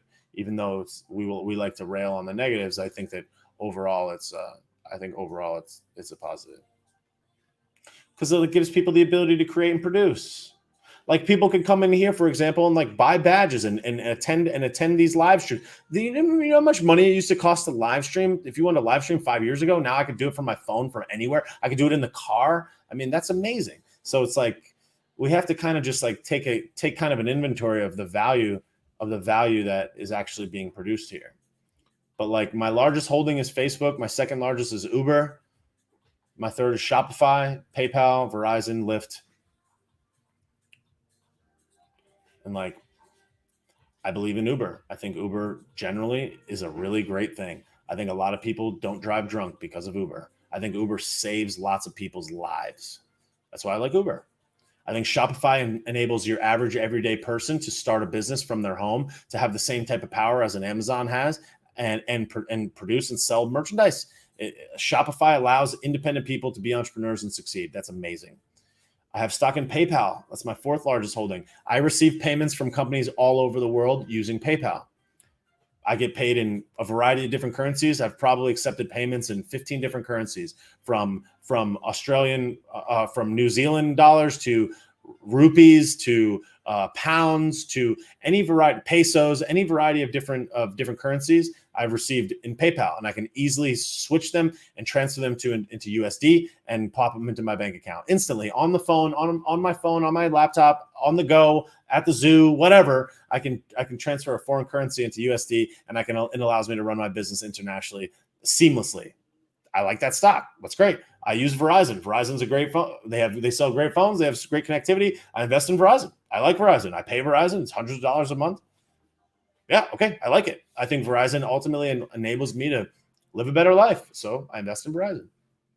I have stock in Lyft. I buy Lyfts. Seems good to me. It's like owning Verizon and Lyft. I mean, owning Uber and Lyft, I think, will ultimately be some of the best positions that I ever had. I think Uber will be my like stand away. I think that'll be the hugest win. I think if you ask me 10 years from now, which was the stock that made me the most money, I would bet that it's Uber. I think Uber will far and away be the greatest investment I've ever made, because it's so valuable. Think about it. Like, who's going to compete with Uber and Lyft right now? Nobody. There is no competition. And who wants to compete with them? They got all the money. They got all the funding. They're both publicly traded. Everybody uses them. They have the name recognition. They have the branding recognition. They do a good job. It gets you from point A to point B. What's wrong with it? It's like, you don't need a replacement because it's good. It does what it needs to do. It's getting better every day. It's like, even though the prices are going up and they're in all these entanglements with governments and blah, blah, blah. It's like, Uber to me is like a monopolistic business. Same with Lyft. These businesses are monopolized. If you don't have Uber or Lyft, you're out of ride sharing. People are talking about self-driving cars. That's a long way off. Those self-driving cars are not going to come around till a really long time. And who has the most traveling data of any company in the world? Uber and Lyft. They certainly have more than Tesla does. Tesla has however many cars, but they don't have as many cars as Uber and Lyft does, and they have them in every single country in the world pretty much. So it's like, I don't know, like, you have all this driver data, you have all this communication data, you have all this timing data, like, how many people are going, where they're going to, at what time of the day, in every single city on the planet for the most part. I mean, every large economy in the world. Think about how valuable that data is. So aside from the day-to-day purchasing of people inside the Uber app and the Lyft app, More people are going to take Ubers and Lyft 1 year from now than did a year ago. More people are going to take Uber and Lyft 5 years from now than did this year. And more people are going to be accumulating data. And there's going to be so many other valuable things, from moving people to moving food to moving packages to any variety of different things. I think Uber is the most underpriced, highest value company to ever. I think it is so grossly underpriced right now. And you could buy a share of Uber right now for $50.79. I bought as many as I could afford at the time. Not as many as I could afford, but I bought as many as I thought was appropriate at the time.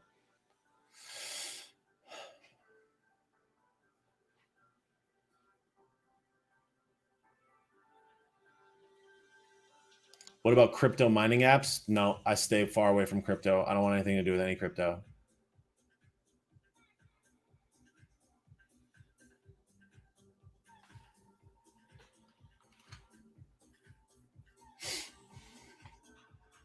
Rachel says Uber prices fluctuate at different times of the day, but Lyft doesn't. Yes, it does. Both of them fluctuate because it's demand-based pricing, variable pricing model. They need that to succeed. So that's like kind of like the fundamental. It's kind of like the fundamental.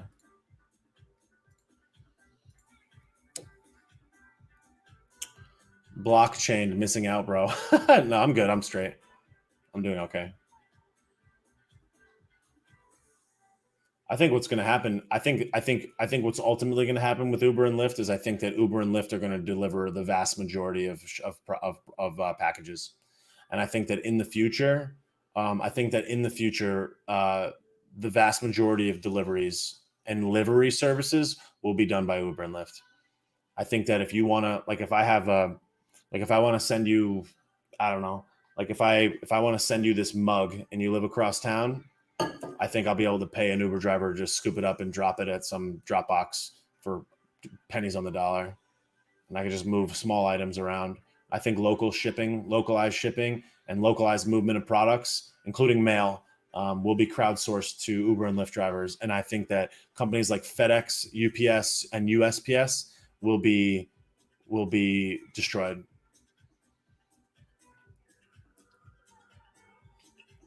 Think about it. Think about how often people move. I mean, think about that. Like, imagine if somebody on your street, imagine if you could just pick up a box on your street and just drop it in some like community box 10 miles up the way. Like, you drive to work every day. Imagine if you could just you could just do a leg, pick up a package, take it one leg, 20 miles up the street, drop it in another box, then they take it the next leg. I mean, local movement, like same day shipping. Like I like if I'm at, I don't know. I feel like that's what's going to happen in the future. I feel like you'll pull your car up to a 7-Eleven, right? You'll pull up your car to a 7-Eleven, or while you're at 7-Eleven, they're like, "Hey, you want to take some items on the way?" You literally will pull up, open your trunk, and like some robot arm will just drop some items in your trunk, close the trunk. You could do that inside my car. I can open the trunk and close the trunk from my hand. I don't even have to get out. Just drop an item in the back of the car, go on your way. You drive 20 miles north, you're going to work, you pull off, you drop it in a community box, you open your trunk, it pulls it out, drops it in that box, you move local packages around. I think that that's going to be the way that like basic livery and local transportation, local packages move in the future. I don't think it's necessary to pay a UPS driver or a USPS driver or like mail and all that stuff. I just think all of those things will be crowdsourced eventually. It's going to take a long time, but I think that is what will happen. And as a result, I think that Uber and Lyft and a variety of other companies that have all this data will win big in that stuff. And it'll be like that. It'll happen overnight. It'll be worth nothing until it's worth like everything. And that's why I feel like it's just got so much money or so much upside potential. I think if you look back, and I think when you look back on Uber 10 years from now, people will think of it like people look at like Amazon now. Like, how could like the largest retail store on the internet, on the world? Yeah, that's of course. Like, I wouldn't be surprised if Uber trades at $2,000 a share one day, and right now it's at $50. I feel like it'll get there eventually. But to me, like that's much higher probability than like saying like, will Dogecoin go to 500? It's like, why would it? What assets does Dogecoin have? Oh wait, nothing. It has nothing. Oh wait, what does Bitcoin have? Nothing. These things like literally have nothing. It's hot air, but whatever. But people are like, no, trust the plan, go to the moon, bro. It's like, I don't know, man. Maybe, but probably not. But maybe, but probably not. But probably not. But maybe, but probably not. But hey, who knows?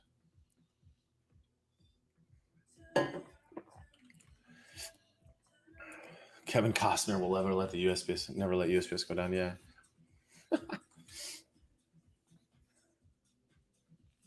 Pizza delivered by robot? How? What do you mean how?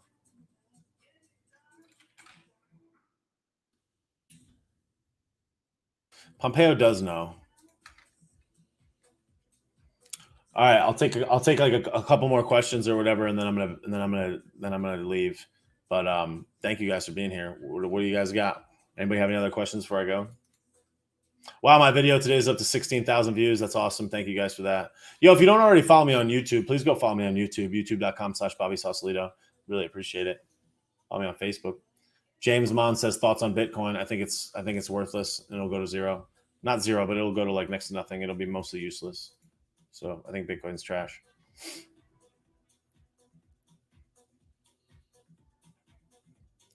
Yurko Design says, how far am I from the beach? About 3 miles. Two and a half, about 2.5 miles.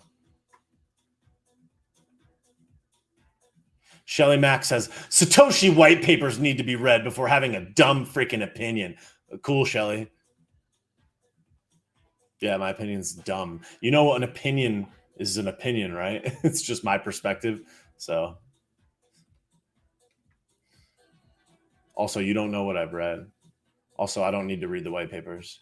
I have an opinion. That's just my opinion. It's just my perspective. It doesn't mean that it's dumb because you don't like it. I understand that you're drinking the Bitcoin Kool-Aid, but that's your prerogative. I just don't think that it is. I'm certainly not going to recommend it to other people. But thank you for the comment. You're an idiot. It's like, okay, thanks. You clearly haven't read the white papers. I don't need to read the white papers to know that it's literally air, Shelly. I mean, you're not going to convince me, but feel free to continue suggesting that you somehow know because of these white papers. Who cares about the white papers? Air is air is air is air. Don't be left holding the bag when the music stops.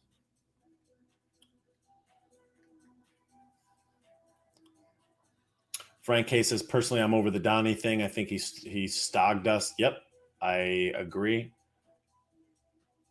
James Mon says, are you originally from Florida? No, I'm originally from Connecticut. I've been in Florida for over 10 years, though. So I'm a Florida man now.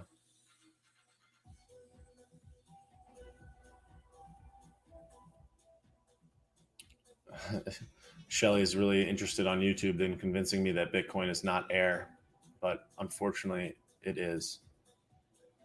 And no white papers are going to convince me otherwise. Ronnie says, when are you coming back to visit California? I'm not sure. I'm not sure. Perhaps sometime soon. Probably by the end of the year. I think I might come back to San Diego for Crossed Festival in, I think, October. So probably October.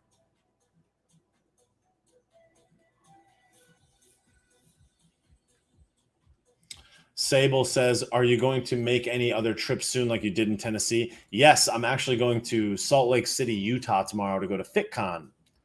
So if anybody is in the Salt Lake City area, I will be at FitCon Friday and Saturday of this week. I'm going to Utah tomorrow.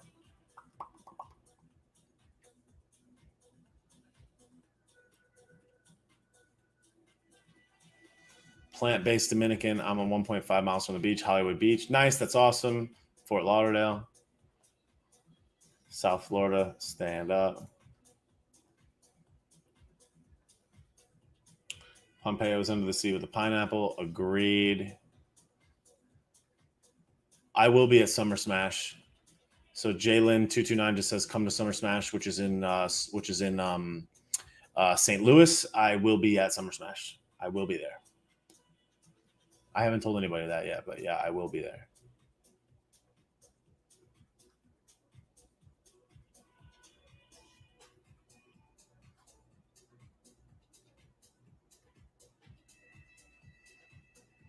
Paul O'Brien says, plenty of big finance that's getting into crypto.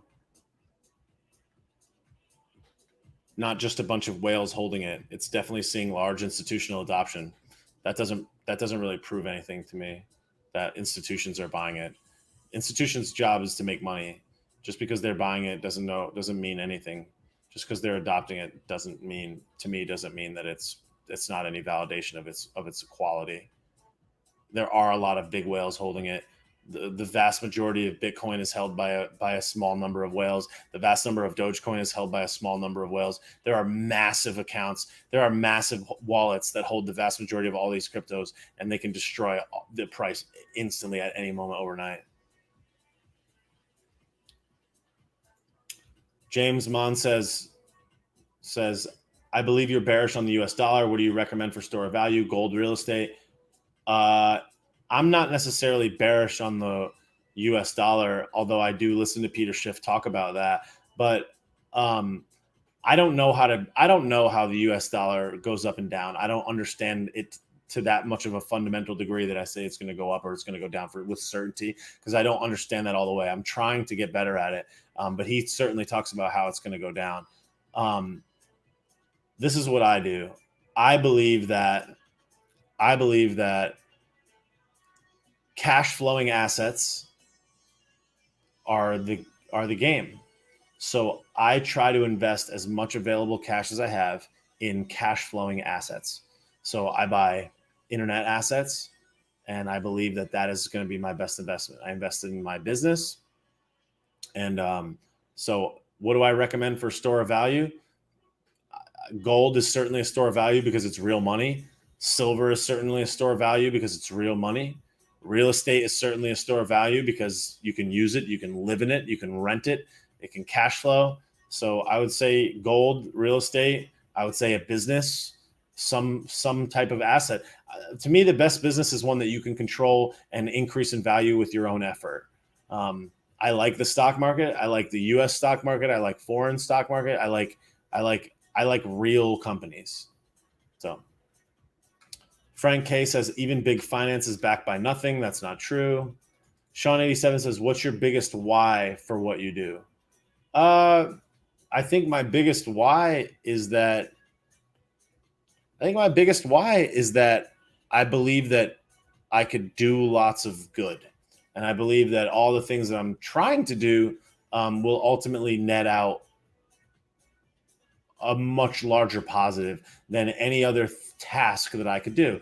If I built websites, or if I built brick walls, or if I was a plumber, or if I was an accountant, I think that the net positive of what I'm doing here has much more potential value to the world than any other task or any other mundane task that I could do. I think that communication, humor, truth telling, and me staying up on all of this stuff that is so annoying to pay attention to, I think is something that I could help translate to the average person, kind of lure them in through the Trojan horse of comedy, and ultimately leave a net positive on the world, certainly more than I could doing any other thing. So that's kind of like the biggest why, I would say.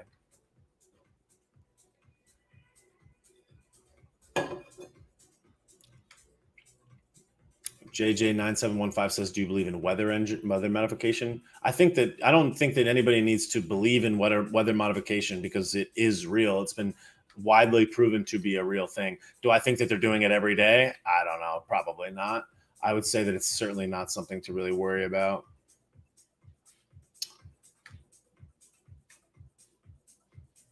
Frank says, how many times do taxpayers need to bail out the big banks before people realize they are backed by fresh air? I mean, I guess that's a loaded topic, but I mean, I think that they are not all backed by supposedly fresh air. Everything is just digits on the screen these days. That's not true. No gold reserves or anything other than digits on a screen backing it. That's not true. Like, I understand what you're saying, and you're not like wholly wrong, but like, that's not really true. Like, banks have tons of assets. So it's like, it's not just digits on the screen. Like, I understand that it's easy to say that, but that's really not true. I don't believe that to be true. I think there's a lot of value that, whether we like it or not, financial institutions provide. So I don't think it's all just bad. Plant-based Dominicans, can the sun really be messed with? I have no idea. Jared Land says, is the Corona clap real or fake? I think it's real. I just think it's overblown. YM Fred says, what's your take on Fauci's emails? I made a video about that today.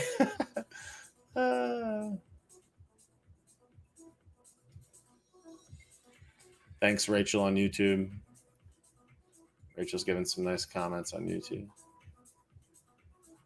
I'm exaggerating, but you get what I'm saying, says Frank. Yeah, I get what you're saying, but I don't really know that that's like, you know what I mean? I don't know that that's really productive to the conversation. I understand what you're saying, but I don't know. I don't really think it's like that. But hey, whatever. These are just my opinions, you know?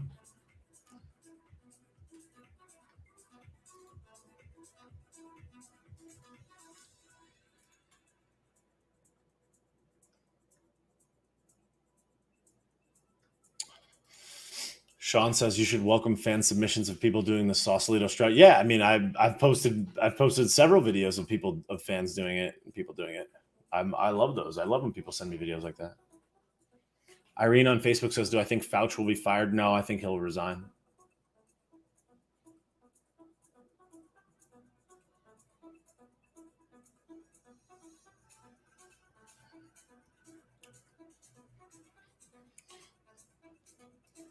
Two F an idiot says, do you meditate?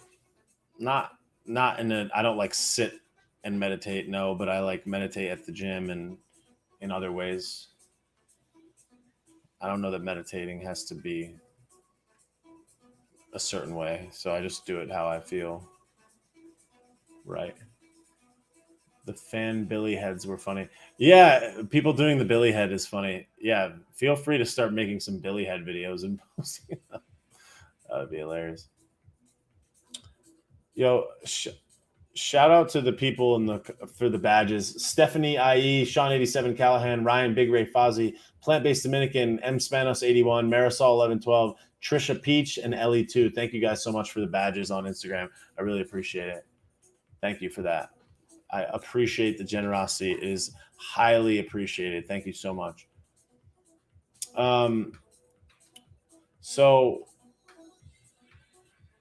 Scotted123. This will be the last thing that I talk about. Scotted123 said, do you smoke weed? If no, why the hell not? I smoked a lot of weed for my entire adult life, from when I was like probably 14 or 15. Like when I smoked, I think for the first time when I was 13, it was like once every couple months. By the time I was like 14 or 15, it was like once every couple weekends. By the time I was 16, it was like every weekend. I think by the time I was 17, it was like probably every other day at least, or every day. And then by the time I was 18, it was every single day. And I probably smoked every day, 365 days a year, unless I didn't have access to bud, for probably like 13 years. I stopped smoking weed July of 2020. And I probably smoked, I would say like towards the end there, I was probably smoking like 3 to 4 blunts probably a day. Probably like 4 blunts a day. Probably like close to a quarter, which is 7 grams a day. Something like that. Maybe not that much. Yeah, maybe not that much. But I was probably going through like at least an ounce. I would say an ounce to maybe 2 ounces a month, which is about $400 a month in weed. Plus, I was buying 3 packs of blunts. I was going to the store and buying blunts probably 3 times a week at $5 a pack or $4 a pack. So $12 a week. So it's like, you're talking like $400 something change a month. Because I work from home. So I would smoke blunts and I would work. I would build websites. I would smoke at night. I would smoke in the morning. The reason that I stopped smoking weed is because it made me extremely sharp. And the ability for my brain to function at a really high level got more and more as time went on. Not only that, I saved all the money. If you just calculate between June of last year and now, how much money I saved in weed, can call it $430 a month by 12 months. That's $5,160. So $5,160 I've saved just in the last year. Multiply that over 5 years. That's $25,000, $25,800 in 5 years. That's a new car. So do it by 6 years, which is like the typical length of a lease. 5160 by 6 years. That's 31,000. I could buy a $31,000 car every 6 years, which is you could buy a Mercedes. You could buy a Mercedes SUV with 60,000 miles for $31,000 every 6 years by just not smoking weed. That's number one. Number two, think about the amount of time that you waste. I was wasting a ton of time. I was wasting a lot of mental productive time. And that was the thing that was really killing me, was the mental productive time. So if I smoked 4 times a day, it would take me at least 30 minutes to smoke, because I would roll a blunt, smoke the blunt, or somebody would come over, smoke the blunt, whatever. So 30 minutes a day, or 30 minutes at least. So in just pure smoking time, that's 2 hours a day. If you consider the amount of time that I was high, each blunt would keep you high for at least an hour and a half. Let's call it 2 hours of non-productive brain time. So 2 hours of production, 2 hours of actually smoking, plus 2, plus 2, plus 2. That's 8 hours a day of non-productive. Actually, it's more than 8 hours a day, because it's 4 blunts by 2 hours. That's 8 hours plus the 2 hours to smoke. That's 10 hours a day. That's 10 hours a day of non-productive brain time. 10 hours a day. You're awake from 10 a.m. to 12 p.m. or 1 a.m. You're up for 14 hours a day. So that means that 10 out of 15 or 16 hours a day that I was awake, I was stoned, or getting stoned, or thinking about getting stoned. So consider even another hour out of there. So you're talking 11 hours a day, which means that I had 3 hours maybe of productive mental time per day. 3 hours of mental productive time per day. 3 hours by 7 days a week. That's 21 hours a week by 52 weeks a year. That's 1,092 productive hours per year. 1,092 productive mental hours where I was not high, clear-headed per year. 1,092 a year. Now I'm clear-headed for 13 hours a day. Let's say that I drink on the weekend. Take drinking out of it. Even if I drank 2 weekends a year, which I don't, or 2 nights a week, every weekend, let's just say that I did, which I don't even do that. But let's just say that I did.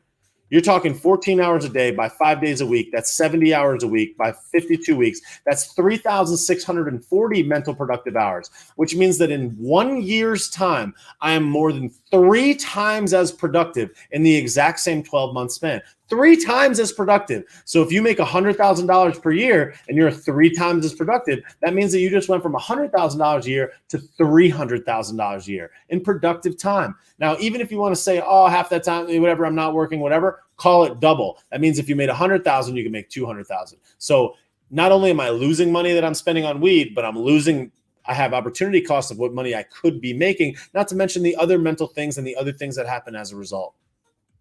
So you're talking 3 times as productive in a year. If you're 3 times as productive in a year, how far can you go in 5 years? So if I have 3,100 hours of productive time times 6 years, that means over 6 years, I've saved $31,000 and gained 18,600 hours of productive time versus what I would have had, which would have been less than 6,000 hours of productive time. So I'm up 12,000 hours of productive time and $31,000. So I just made 31 claps and produced 5 times as much. It's like, not to mention the fact that it's unhealthy. It's bad to be inhaling smoke. So it's just like mental productive time, money, health. It's like, it's a no-brainer. So you're talking tens of thousands of hours of productive time, mental time, and money. So that's why I stopped smoking weed. You know, I'm not saying it's for everybody. It's just, that's what it is. So it's like, if you think about, what up, Nicola? So if you just think about how much productive mental time. So here, let me twist your bag and kick it into your stomach for a second, because I'm about to leave in a minute. For 13 years, from 18 to 32 years old, 19 to 32 years old, or whatever. For 13 years, I built websites, ran a small business, thought about building websites, thought about how to make more money, thought about how to succeed, and like did all right. And I did pretty good, but I always felt like I was missing like the purpose aspect of it. Now, I'm not saying that these two things are related, but this is just what happened. Do whatever you want. This is just a story. This is just an example. For 13 years, I built websites. I thought that was my business. I couldn't figure out how to get there. I couldn't figure out what it was. I couldn't figure out where it's going to go. But I knew that it was growing. The business was doing well, blah, blah, blah, blah, whatever. But I was missing the purpose, and I couldn't figure out why. I couldn't mentally get myself there. I stopped smoking weed in July of 2020, and my first video went viral on August 20th, 2020. So I was out for 80 days. 80 days after I stopped smoking weed, I had my first video go viral. That was, what is it, June now? That was 10 months ago. So in 10 months, so after 80 days, I was able to turn an account that had 800 followers 10 months later into an account that has 45,000 followers, 16,000 followers on Facebook, 2,000 followers on YouTube, videos that get at minimum 5,000 views per video, no matter what, other than the live streams. Those get more people watching them live and they're longer, but every video gets 5,000 to 10,000 views, every single video, 5-6 times a day. My account pushes through hundreds of thousands of views per week. I've been getting recognized in public. My life has changed for the better. It's become an income stream. I've sold almost 1,000 orders in the merchandise store. And there's people all over the world that send me messages all the time, thanking me for what I'm doing and thanking me for either inspiration or making it or laughing or whatever else. So it's just like my life has changed radically. I've met a lot of new people that are way more successful, that think differently, that think better. And my life has changed radically in 10 months. So 10 months of time for a radical change, 80 days after I stopped smoking trees and it all turned around. It's like, what do I need weed for? It's like, I have this. If it's 11 o'clock at night on a Wednesday, you know what I would have been doing right now if I didn't have this account? Probably smoking a blunt, watching TV, chilling, being like, why do I not have more money? Why am I not doing what I want to do? I don't know. It's like, so I'm doing this. This is what I'm doing. So I'm certainly having a lot more productive time and value from this than I am smoking weed. So that's the thought, you know? So I appreciate it so much. I appreciate all the love that I get from people online, in person, emails. I appreciate all the donations, the people buying the badges, the people sending in Venmos, the people buying merch in the store, and just the people that follow along and watch the account and just share the videos and give love. I appreciate it so much. It's been the most fun. This has been the most fun 10 months I've ever had, I think, in my entire life in terms of purpose wise. And I'm just loving it, and it's super fun. So I'm having a great time. So the rating on stopping smoking weed and the impact that it has on your life, 10 out of 10, A+. That's my story. So, yeah. So thank you so much, Plant-Based Dominican, for the comment. Appreciate it. Thank you, Rachel and Carol. Appreciate that. Thank you guys for the love. Thank you, Scott. I appreciate it. Thank you, Frank K. I appreciate that. Thank you, Rachel on YouTube. Thanks, guys, for being here. I appreciate it. Glad to be back. Glad to be making lives. I'll be in Utah tomorrow. If you're in the Salt Lake City area, come out to FitCon and say what up. I will be there. If you're going to Summer Smash at First Form headquarters in 2 weeks from now in June, I will be there as well. If you want to say what up, come say what up there. Thanks, HPP. Said my friend showed me your content. I keep watching. Thank you so much. Appreciate that. Thank you to whoever bought the super sticker on YouTube. I appreciate that so much. If you don't already follow me on YouTube, please go follow me on YouTube, youtube.com/BobbySausalito. Please follow me on Facebook. Follow me if you're on Facebook. Follow me on Instagram. Do all the things. Go to bobbysauce.com in the footer, and you can find all the links there. If anyone wants to grab merch in the store, it's bobbysauce.com. The coupon code is DONUT. There's a coupon code in there if you want to grab something. I appreciate that so much. Thanks so much to everybody that got the badges. I appreciate you. Again, Stephanie IE, Sean 87 Callahan, Ryan Big Ray Fozzie, Plant-Based Dominican, M Spanos 81, Marisol 1112, Trisha Peach, and Ellie 2. Thank you guys so much for the badges. I appreciate it so much.